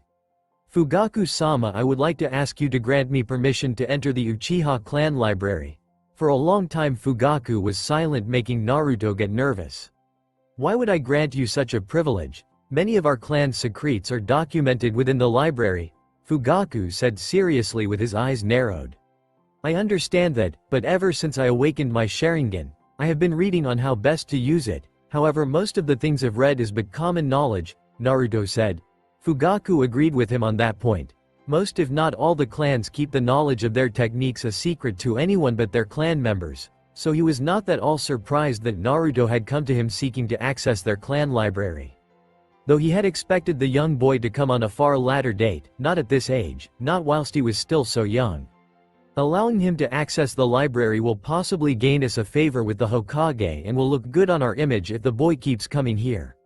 Not to mention the clan elders would bitch on if they learned that I refused him, Fugaku thought. He looked at Naruto for a few more seconds and smirked a bit when he saw him shift in his seat in nervousness. The library is at the far end of the compound. His gave Naruto his answer, his face still serious, and remember, what you learn within the library should never be disclosed to anyone else, he finished, leaking a small amount of ki at the end and putting an extra emphasis on, never. I won't, Naruto blurted out and blushed in embarrassment when he realized what he had said. Done. Make sure you don't, Fugaku replied in a slightly amused tone, and indicated for Naruto to leave. Thank you Fugaku-sama, Naruto said, bowing his head and walking out of the room. When he opened the door he was surprised to find Sasuke falling inside. He had been listening in on them, Naruto realized. He looked at the downed figure of Sasuke and stretched out his hand out to help him up. However, Sasuke just huffed and ignored his hand and stood up on his own.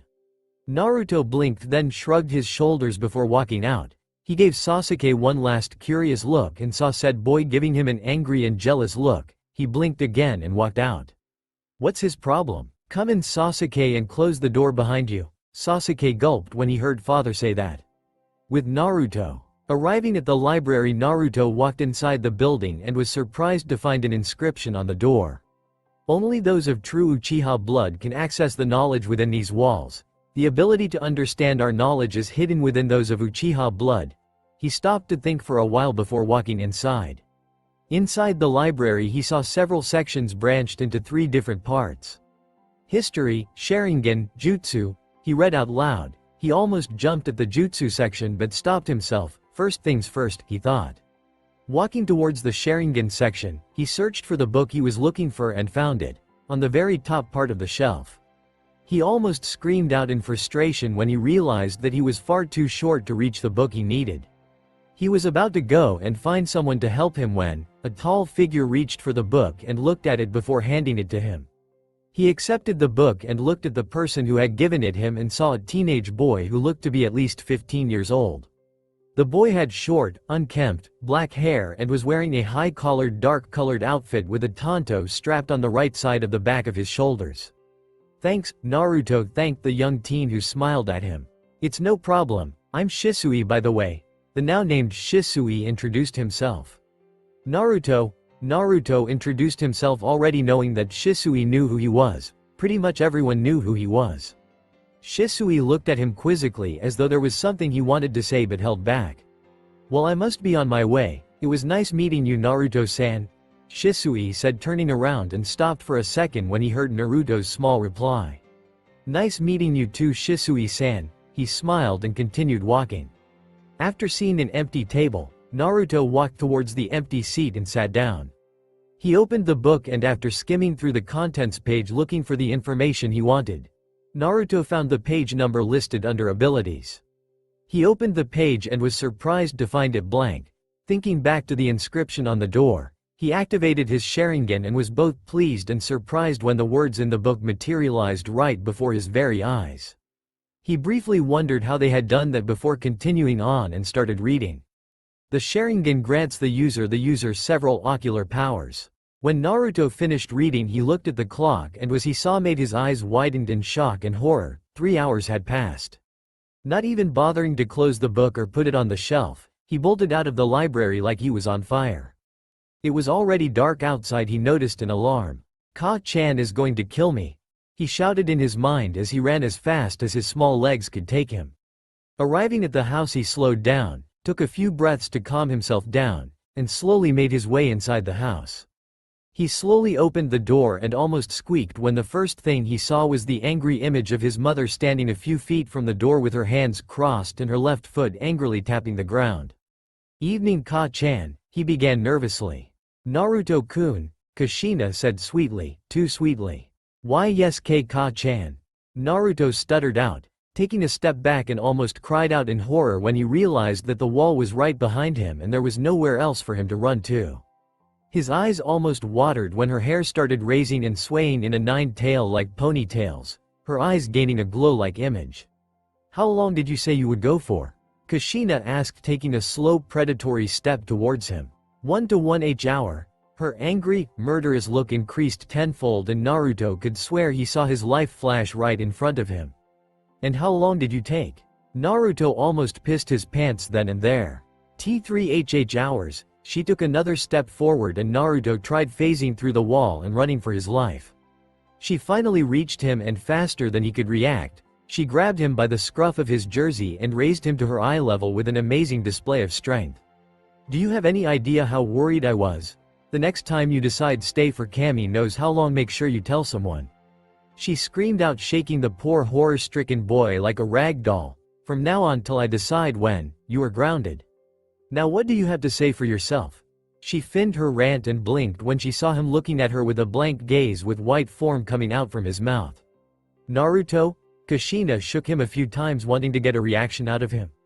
Kushina was about to run and take him to Tsunade when she turned around and saw everyone expect her other two children looking at her, barely holding back their laughs, from the commercial scene between mother and son. Tsunade calmed herself and walked towards them. She placed her hand, which was glowing green, on Naruto's forehead. Don't worry about him, he's just unconscious, you should take him to bed. Kushina nodded her head and almost jumped to the stairs, taking her son to bed. When she was out of sight, Tsunade and Minato burst out laughing. Shizune's laugh was muffled by the sleeve she was holding to her face. Time skip, 2 years later. Fire style. Dragon fire jutsu. A large dragon made purely out of fire rushed towards the training dummies at the end of the small clearing, and when it struck, an explosion sizable to that of 100 explosive tags going off at once rang throughout the training ground. When the explosion calmed down, only the charred ground remained of what were once 3 training dummies. An 8-year-old red-haired boy could be seen smiling in accomplishment at the destruction caused by the fire dragon. Yata, I finally mastered it, Naruto said to himself loudly. Not much had changed about Naruto. He still wore the same outfit which he wore 2 years ago, and the only noticeable difference about him was that he was a few inches taller, and instead of the 2 tomo in each Sharingan eye he now had 3. Naruto had managed to fully mature his Sharingan 3 months ago whilst having a taijutsu spar with his father. Well, a clone of his father to be precise. He had been so excited about it that he had constantly kept it active for almost an entire month, only turning it off when he was about to sleep or when he was inside the house. His mother, getting rather annoyed, had thoroughly reprimanded him about showing off his abilities and how a real ninja would keep their abilities a secret to surprise their enemies. He had stopped showing it off after that. Their parents had decided to tell his sisters a year before about his condition to his sisters. They had taken it rather well, and Hitomi had even gone as far as saying that no matter what anyone might say or do, they would always love him and would see him as their brother no matter what. All was not perfect in his life, however, it never was. Ever since that day 2 years ago when he had asked permission to enter the Uchiha clan library, Sasuke had started giving hateful glares and would always ask him to be paired with him during the taijutsu spars in class, and when he lost, which was every time, he would become very angry and storm off. He did not know what his problem was, and honestly he did not care. To him, Sasuke was acting like a spoiled brat who couldn't take anyone being stronger than him. Another thing had happened at the academy. He did not know when or how it started. One day, the day he would forever curse. A lot of the girls at the academy had decided that he had the best boyfriend material, and had suddenly developed a crush on him, leading to him having the one thing he had never dreamed of having, fangirls. And the leader of said group was none other than Ino Yamanaka, and her friend, rival, was the leader of the Sasuke fan club, Sakura Haruno. He wondered what had happened to her. From what he could remember, she used to be such a quiet and shy girl, but now, she was different. The one thing that happened that made him smile was that he had discovered a lot of jutsu in the Uchiha clan library. Apparently they were ranked by how much you had mastered the Sharingan. ED-ranked jutsu were accessible by those who activated the first stage of the Sharingan. CB-ranked jutsu were accessible to those who had managed to activate the second stage. BA-ranked jutsu were accessible to those who had fully matured their Sharingan. Though he had tried reading the S-ranked section and found that he could not, which made him wonder if perhaps there was another stage of the Sharingan that people he did not know about, or maybe they were only accessible by a special password. When he had told his parents about how he had access to CB ranked just U from the library, both his parents had immediately stopped him from reading and trying to use those ninjutsu, stating that it was too dangerous for him to attempt such dangerous jutsu at such an early age. After a long session of him trying to convince them to allow him to try them, thanked Kami for the puppy dog-eyed jutsu, they agreed. Though they put up a few rules for him to follow. First he had to master 3D ranked jutsu before he could attempt any C ranked jutsu. Secondly, he was only allowed to learn 5 C ranked jutsu and would only be allowed to attempt a B ranked jutsu after he had fully mastered all the C ranked jutsu and getting an approval from both parents, and lastly he was only allowed to learn 1 B ranked jutsu. He had immediately hugged his parents and run off to quickly learn the required D ranked jutsu. So not to make their daughters feel left out, both parents had decided to teach them each a jutsu and teach them more should they master the jutsu that they had taught them. And so after learning the 3D ranked jutsu, which were replacement jutsu, clone jutsu and the fire style cinder technique, which in all honesty did not take that long, about 3 weeks to master them all. He had told his parents and had gotten permission to learn the 5 C ranked jutsu. Surprisingly, he had chosen all 5 of them to be fire techniques. For some reason he found fire jutsu more appealing and much easier to master than other jutsu of different natures. That is where we find Naruto now, having just finished mastering his 3rd C ranked jutsu, which had taken him 2 months to muster. He looked at the sun and saw that it was just about set. Better go home before Ka-san freaks out again, he thought to himself, and started back toward the village. As he walked down the streets of Konoha he could not help but feel as though something was wrong. He quickened his pace to a jog to get home quickly. When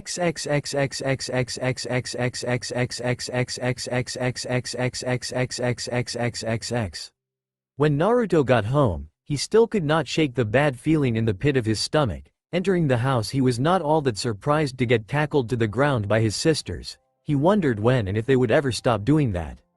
"Good evening to you too, Hitomi-chan, Hikari-chan," he said as he gently pushed the 2 giggling girls off him. "Hello Naru-kun." Hitomi greeted him first, with Hikari following after. "Hi Naru-kun." They grabbed his hands, each taking one, and proceeded to drag towards the dining room where his mother and Shizune were seated chatting amongst themselves. "Good evening Ka-chan, Nei-chan."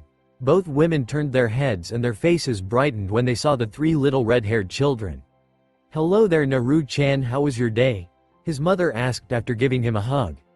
"It was great, I finally managed to master the dragon fire technique," he said proudly. His mother blinked in surprise before kissing him on the forehead, much to his chagrin and her amusement. "Well then, congratulations, how about we go out for a little celebration? Let's all go get ramen," Kushina suggested happily. Naruto made a disgusted face and his sisters cheered. "And Pocky," she added after seeing his reaction. "Shizune is paying," she added, walking out of the room with her children in tow. She laughed when she heard a small feminine shout. "Hey!" The following morning, like usual, Naruto woke from his sleep groaning, not wanting to get up, got into his usual clothes and walked downstairs. Only to find his older sister Shizune sitting on the table watching his sisters gulp down 3 bowls of ramen each within seconds. Raising an eyebrow, usually it was their mother who sat with them every morning when they ate, he wondered where she was. A smile made its way across his face as he greeted everyone. "Good morning," everyone looked at him and smiled. "Morning Naruto-kun, Naru-kun," their voices chorused back. "Where is Ka-chan?" he asked Shizune. "She had to take care of something and will be back later today," Shizune responded, and Naruto nodded his head in understanding. It wasn't like this was the first this had happened. His mother often left on important meetings or emergencies. Shizune would babysit them. Today was Saturday and there was no academy today, so Naruto headed outside to play on the swings where he knew his sisters would soon join him. Later that day, to say Naruto was shocked would have been an understatement. The Uchiha clan, one of the founding clans of Konoha, a clan known throughout the elemental nations for their nen, gen, tai, shuriken jutsu prowess, had been wiped out, in a single night, by one man. Itachi Uchiha had somehow managed to kill off his whole clan including his family and had managed to escape before anyone managed to realize what he had done.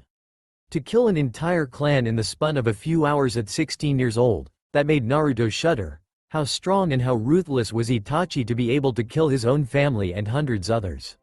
His head could not get around how a single person had managed to accomplish such a feat, killing an entire clan, in a village filled by Anbu and Jonin alike monitoring the village regularly, and yet he had done it. A small amount guilt started building within. He had felt that something was wrong the previous day but he had ignored it. Maybe if he had told someone they would have checked. No, he shouted in his mind, it was not his fault. How was he supposed to know that something like this would happen? He was only 8 for crying out loud. That's what he told himself, trying to convince himself that there was nothing he could have done. He curled in his bed, hearing his mother's whimpers through the walls as she mourned her best friend's death. Maybe he should have something, then things might have turned out differently. Time skip 4 years later. Academy. Okay, class, settle down, Iruka stated loudly, but no one seemed to have heard him as they were all preoccupied with their own conversations. Getting irritated, his heart enlarged in a comically large way, and on top of his lungs he shouted, "Shut up, you little brats." His voice boomed throughout the entire class. Everyone became silent and Iruka continued, "Thank you. Now, as was about say, today is the day where some and hopefully all of you will pass and receive the rank of genin." He saw many students giving each other confident looks and the majority of them showing a lot of excitement. However, before you can be ranked a genin, you will have to pass the graduation exam. The exam will consist of 3 phases. The first portion will be a written exam, the second will be a taijutsu spar, and the final part will be a ninjutsu test, where you will be asked to the 3 ninjutsu you were taught here at the academy. The once confident looks of some of the students had turned to that of uncertainty and nervousness. Yahoo! This is going to be piece of cake, right, Akamaru? A brown-haired boy wearing a gray hooded fur-lined coat with a white small dog on top of his head said. The little dog barked in agreement, making the boys smirk confidently. Quiet down, Kiba. Okay everyone, you may begin when I place the question paper on your desk. 1 hour later. Okay everyone, put your pencils down and please line up outside for the second portion of the exam. When the students got outside, they found Mizuki standing inside of a rain, with circle drawn on the ground by white chalk. He beckoned for the students to separate into 2 groups, boys and girls. Okay then, for a pass you will have to last for 3 minutes within this ring. I will increase my speed as time goes on. The time limit is 10 minutes. Everyone nodded their heads. The first person to go against Mizuki was a civilian girl by the name of Amy. Watch me, Naruto-kun, she shouted, making said boy shiver in slight fear. He had had many close encounters with that girl. She with her 2 lackeys would often chase him, wanting to get a date or sometimes, shiver, a kiss. Fortunately, thanks to his prior training, he was much faster and had more stamina than them and always managed to escape from their clutches. His best friend Shino turned out to be a great buffer for fangirls, as they found him wired and creepy and would always run away or avoid him. They would leave Naruto alone as long as he was with him.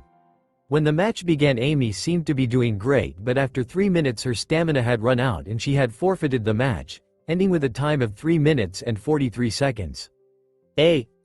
I'm just going to skip the matches and just give you the results. Amy 343, Haruno Sakura 310, Yamanaka Ino 356, Hyuga Hinata 513, Namikaze Hikari 753, Namikaze Hitomi 801. After that, Naruto zoned out, not at all interested in the other matches. There was a 15 minutes break as Mizuki regained his energy before it was the boys' turn. Aburame Shino 533, Akamichi Choji 412, Inazuka Kiba 722, Namikaze Naruto 934, Nara Shikamaru 3 o'clock. Everyone including Naruto sweat dropped. Okay students, the final portion of the exam will start in the 30 minutes times. Be sure be in class when the bell rings, Iruka stated before going back to the class and marking the answers to the first portion of the exam. Naruto sighed when he saw Ino giving him a wink. He walked to his usual spot where he sat with Shino. After the 30 minutes lunch break had passed, all the students returned to their class and waited for the final part of the graduation exam. Shino Aburame, and so each student were called to do the Academy 3 feet as they were dubbed. Surprisingly, all the students passed the exam and proudly wearing their new Konoha forehead protector. Congratulations all of you for passing, your teams will be announced in a week's time. See you then.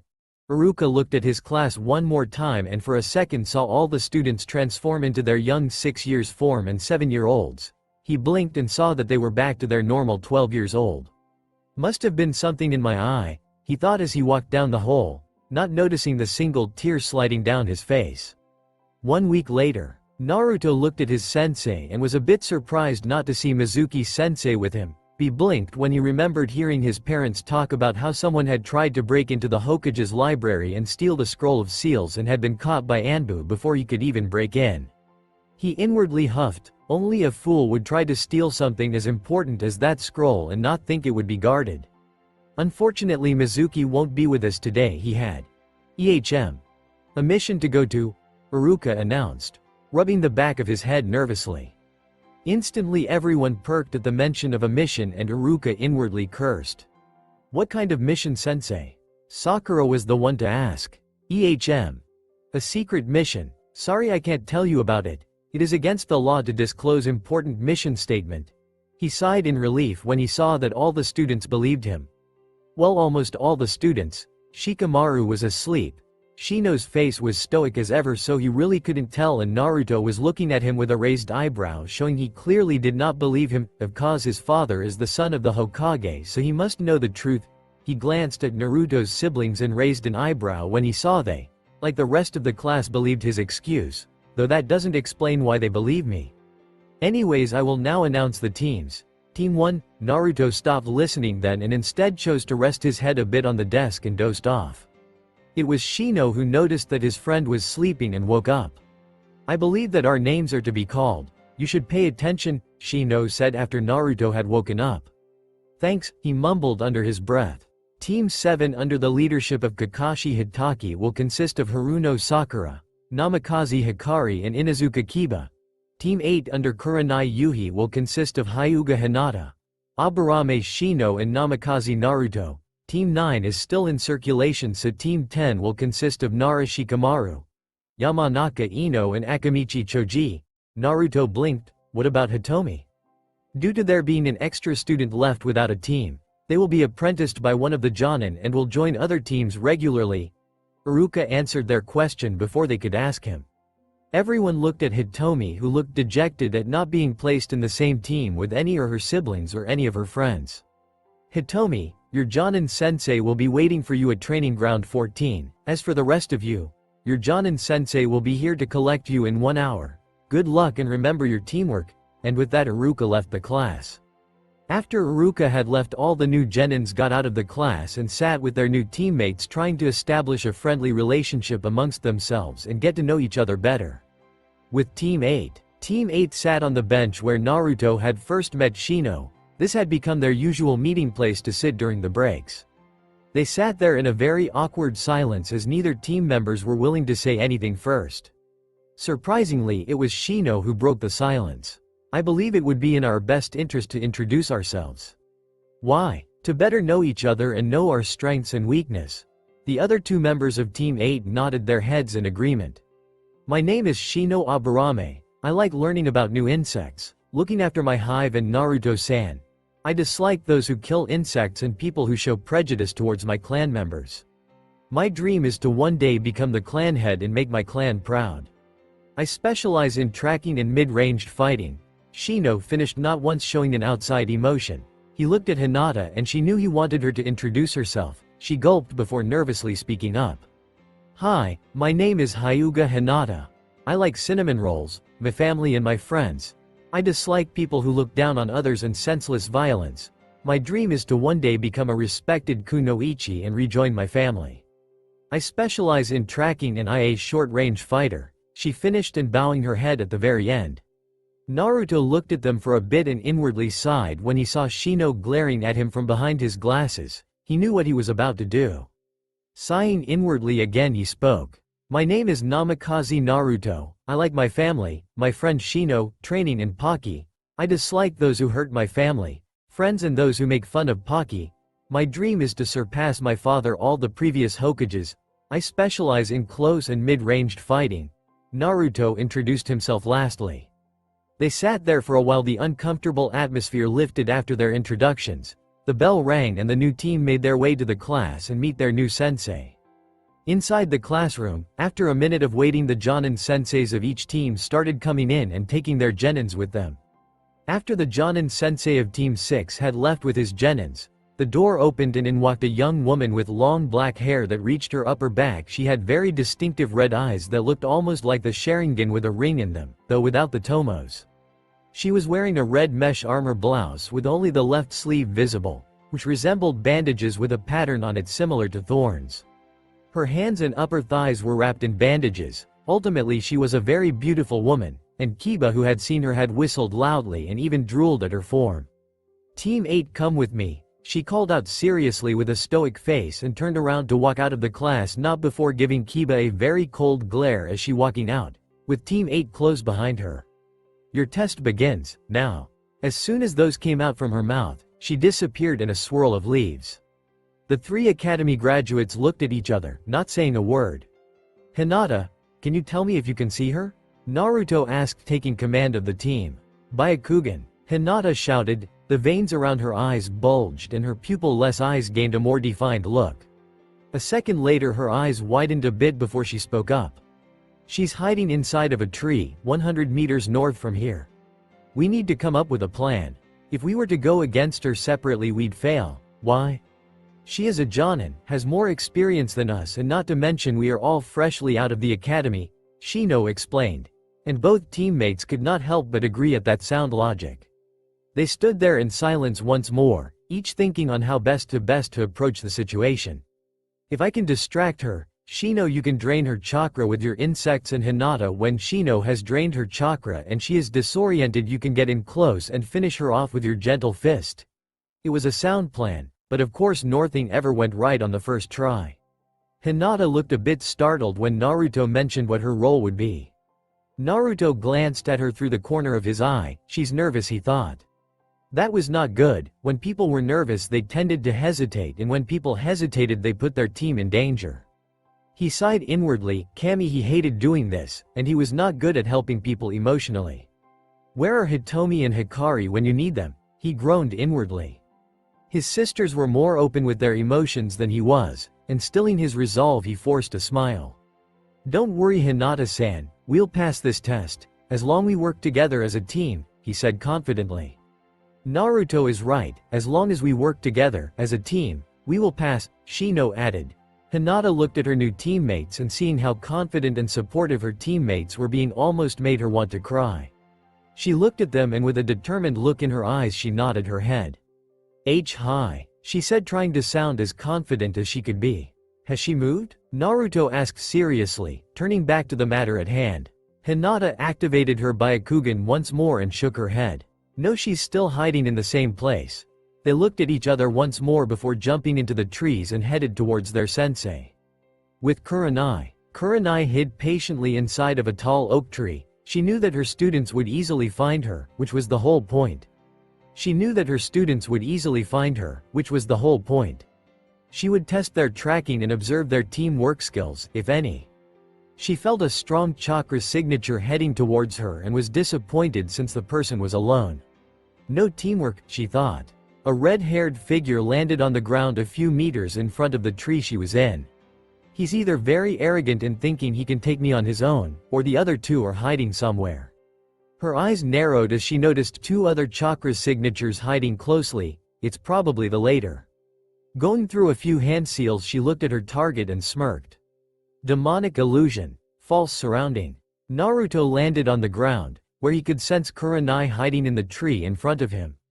His sensory ability limited him to 70 meters, 230 feet, only. When he had first discovered he could sense people. He had tried to develop it more in order to extend the range, but honestly he never got around to it. He was either busy with trying to master his Sharingan or learning the fire jutsu from the Uchiha clan library. So the time to properly learn and master his sensory ability never came, thus the limited sensory range. He was a bit surprised when the environment suddenly changed, and instead of standing in front of the tree in a forest he found himself standing in his old parents' house, and it was night time.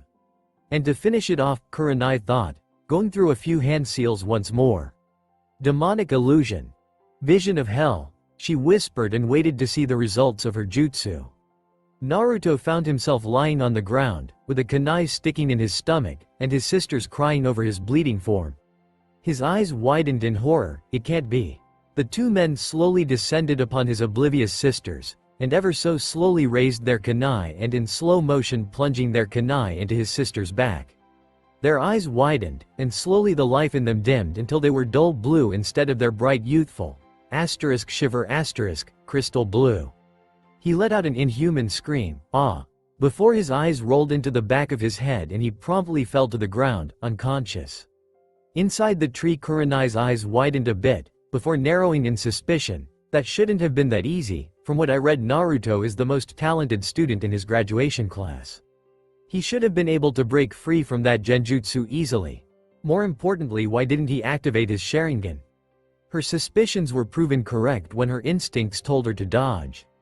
Instantly she jumped away from the branch where she was standing on, and a second later 5 kunai struck the area where she had been hiding.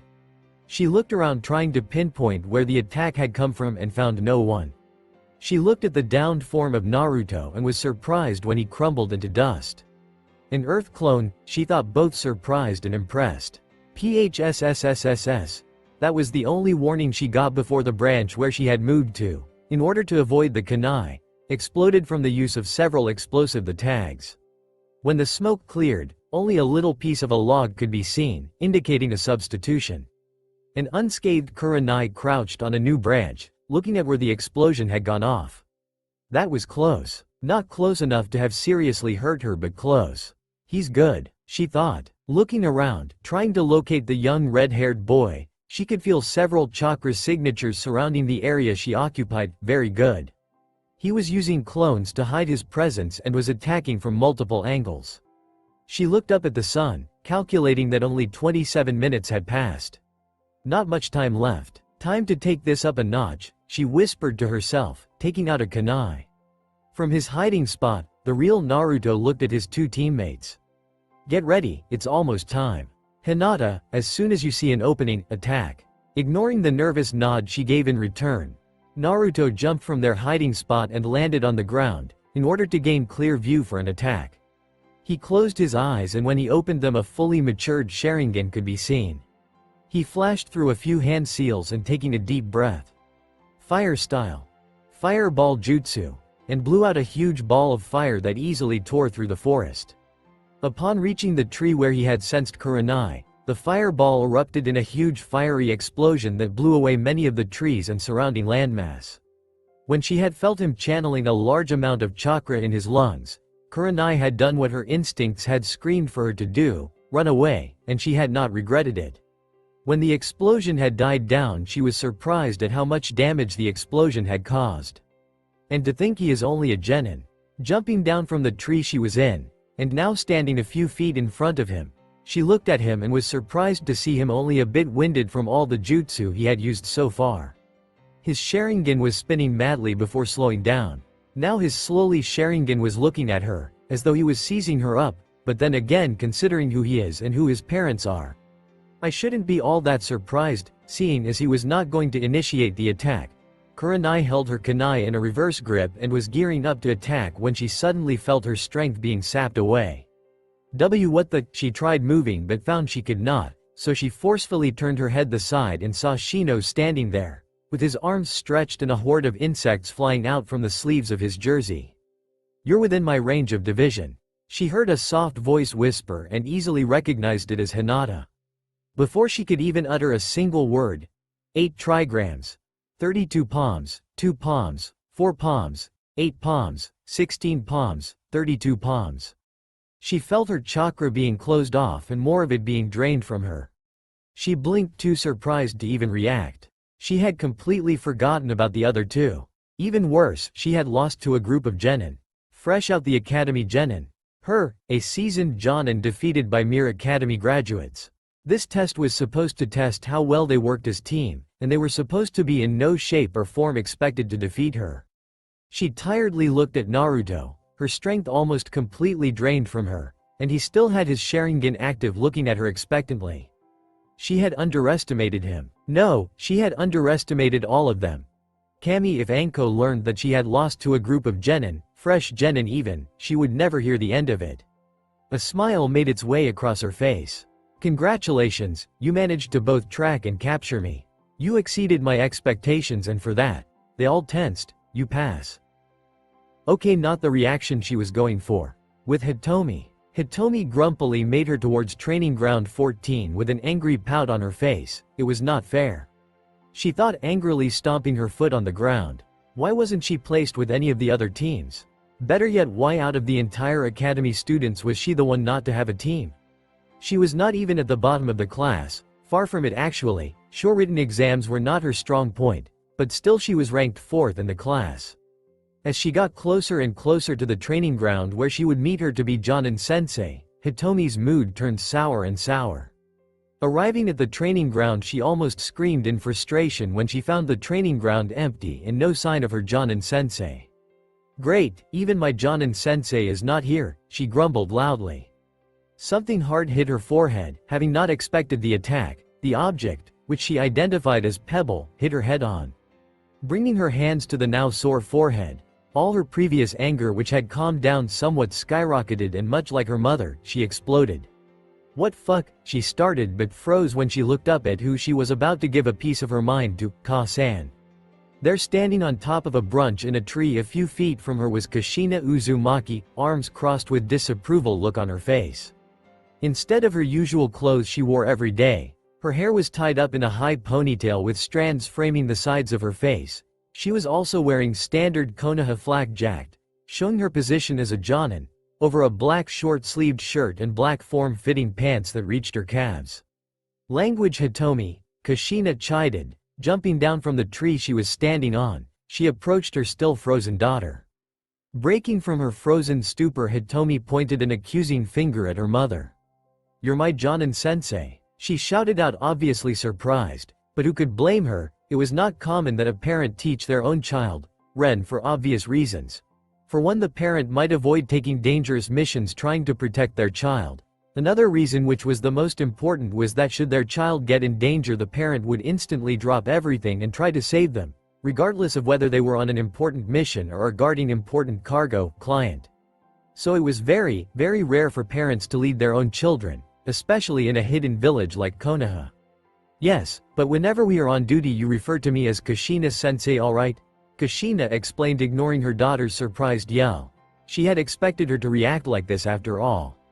Hitomi just nodded dumbly, her mind still processing what was going on. Regaining some of her composure, Hitomi asked the first question that came to her mind. But you're my Ka-san," she stuttered out. "And now I'm your Jonin sensei Tte. Kushina said excitedly, unconsciously adding her verbal tick at the end of her sentence. Upon realizing what she had said, she sweat dropped and coursed under her breath. Turning serious, Kushina looked at her daughter and spoke up. "Now Hitomi, I'm sure you are wondering why you were the one chosen to not be in a genin team, more importantly, why I am your Jonin sensei." Seeing how serious her mother was, Hitomi gulped audibly and nodded her head. "What I'm about to tell you is very important and you should not tell anyone, expect those people you really trust, okay?" Now Hitomi was worried. What could possibly be so important that she could not tell anyone but those she trusted, and what did it have to do with her? Something inside of her told her that whatever it was, she was not going to like it, and her mother's serious demeanor helped confirm it. Hi, Hitomi responded nervously. Kushina took a small calming breath and, taking a small moment to check if anyone was listening, finding no one and satisfied that nobody was close, she spoke. "Please don't interrupt me until I finish, okay?" Kushina said with her voice becoming softer. Hitomi did not respond. Taking this as a cue to continue, Kushina started talking. "In the academy you were told that when the Kyuubi attacked, the third Hokage sacrificed himself using a Phobiden jutsu to seal it within the death god's stomach, saving the village." She paused and Hitomi hesitantly nodded her head, not understanding what any of that had to do with her. Kushina took another deep breath and continued. "That is not the truth," Hitomi gasped. "What?" She was about to continue saying more, however her mother's glare quickly shut her up. "As I was saying, that is not true. It is impossible for a mortal to drag something as powerful as the Kyuubi into the Shinigami's stomach. So the third Hokage did what he could at the time. Sacrificing himself, he sealed the Kyuubi into a newborn infant, whose chakra pathways had not fully been formed." She paused and looked directly into Hitomi's eyes. "He sealed the Kyuubi within you." Silence. Hitomi froze. Her face went blank, no emotion could be seen on her face. The entire training ground became silent. The trees frozen, not even the blow of the wind could be heard. Kushina could swear she had a leaf fall and hit the ground. The air became very tense, so tense it was almost suffocating. After what seemed like eternity, for Kushina, Hitomi finally reacted. "Seal it within me," she screamed out. Her breath became labored, and tears started gather in the corner of her eyes. "Why me?" She whispered out so slowly that Kushina almost did not hear her, but she did. Taking a step closer, Kushina hugged her daughter, though Hitomi did not respond to the hug. Her arms just hang to her sides. Slowly her shoulders started to shake. The tears in her eyes started to freely flow down her face. Kushina just continued hugging her daughter as she continued to cry, not minding that her clothes were getting soaked from the tears. After a few minutes, Hitomi finally calmed down enough for Kushina to talk to. He had no choice. The Kyuubi attacked so suddenly that none of us could have prepared for it, so the third did what he could to save the village, Kushina explained, and Hitomi, whom she was still hugging, had retuned her hug sometime when she was crying, nodded her head. What about the Kyuubi, will it ever break out? At this, Kushina chuckled.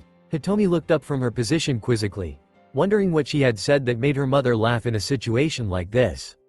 Trust me, the Kyuubi is safely sealed and won't break out. Not only is it sealed with the strongest seal ever created, but also both me and your father are Fuinjutsu experts. So trust me when I say this, the Kyuubi will never break out, she said reassuringly.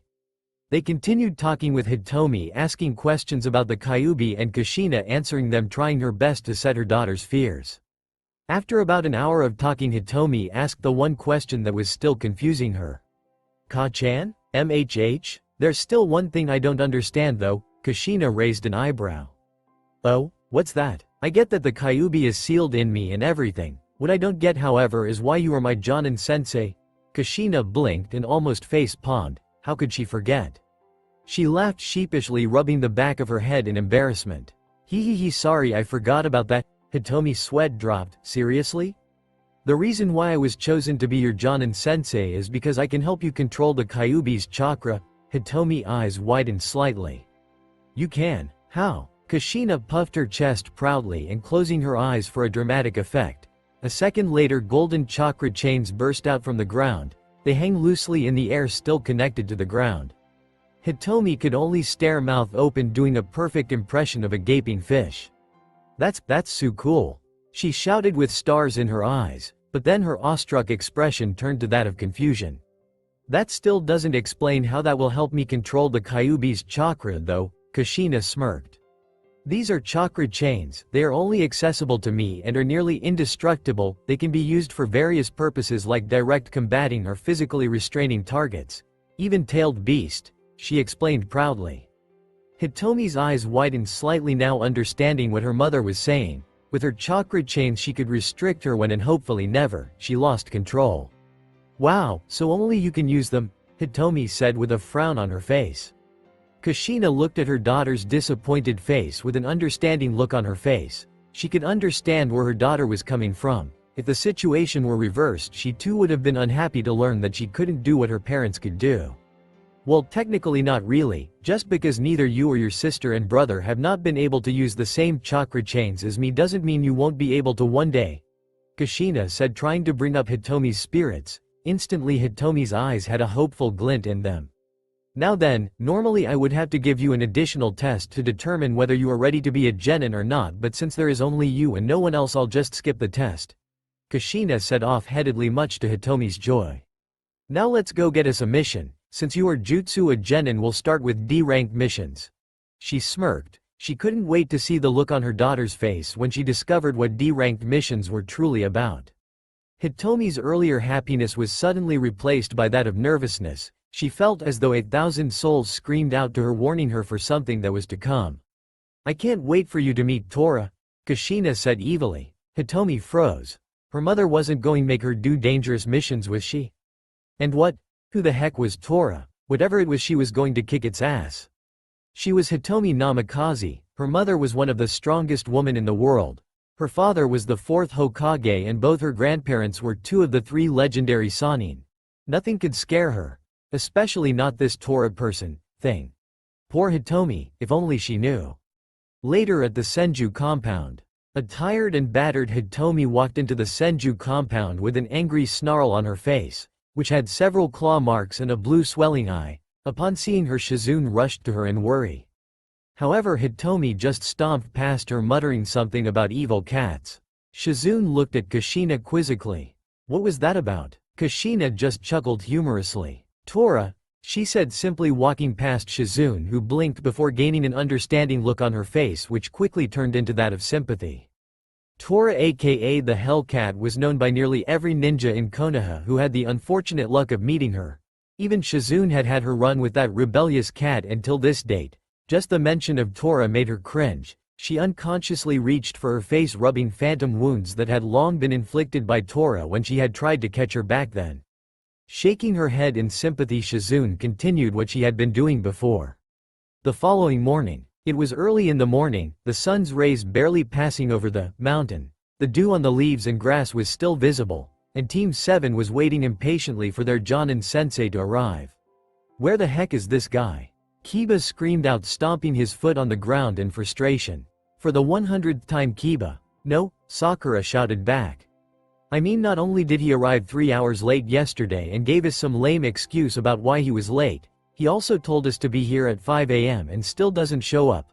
What kind of Jonin does that? Man, now I wish I had been placed in the same team with Naruto and Shino. At least their Jonin was on time. Not only that, but she is very, and I mean very hot. He ended his rant with a drool at the end, only to receive a fist to the face, courtesy of an angry, fuming Sakura. Pervert, she shouted in female fury, sending the drooling Kiba flying and hitting a tree. Surprisingly, a second later he was up and in Sakura's face.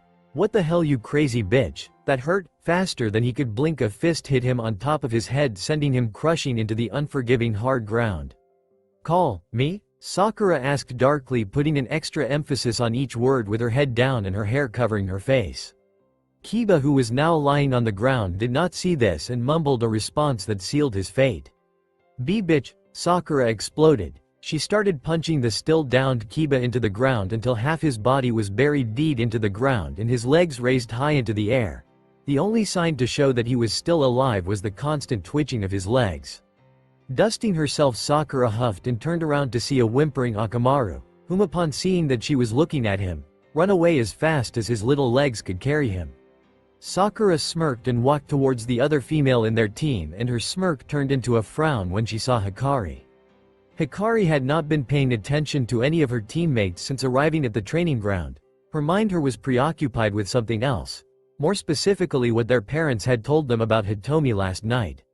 It had been a shocker to her and her brother when they learned that Hitomi was a Jinchuriki of the Kyuubi, no less. At first she had been afraid that sooner or later the Kyuubi would break free and kill them all. However, her father had quickly intervened and put her fears to rest by explaining to them how the seal was safe and the chances of the Kyuubi breaking free being impossible. After that, the three children had spent some time talking to each other, mostly her and Hikari, before going to bed. But Hikari did not sleep. Something kept her up for the majority of the night. As stupid and ridiculous as it might sound, Hikari was jealous. Not for not being the one to get the Kyuubi sealed within her mind, No, Hikari was jealous because unlike Naruto and Hitomi, she did not receive some kind of curse power upon birth. As silly as may sound, she felt left out when she was told that Naruto had been injected with the DNA of Madara and Hashirama. She had felt sorry for her brother, and that had been that. Now, however, her sister too had had the Kyuubi sealed within her, and that changed everything. She now felt like the odd man out. Hikari, huh? Was her intelligent reply. She saw the worried look on her friend's face and wondered for how long she had been thinking for. "I've been calling you for over a minute now, are you feeling okay?" Sakura asked worriedly, her personality in direct contrast to what it had been like a few minutes ago. "Oh yeah, I'm fine, just have something on my mind, that's all," Hikari said off-headedly. Sakura looked at her friend with narrowed eyes before frowning. "OHK, if you're sure," Hikari just nodded her head. "So how long do you think Sensei is going to make us wait for?" Sakura asked, changing the subject. Hikari's brows frowned a bit and she sighed loudly and hit her forehead with her hand. "How I could forget, Kakashi is always late for everything. Ka-san is always complaining about his always late for every single thing." "So how long is he usually late for?" Sakura asked. "He couldn't be that bad, could he?" 3 hours, Hikari groaned out. "We might as well get comfortable," Sakura said in a defeated tone, walking towards a tree nearby and slumping down with Hikari right behind her. 3 hours later,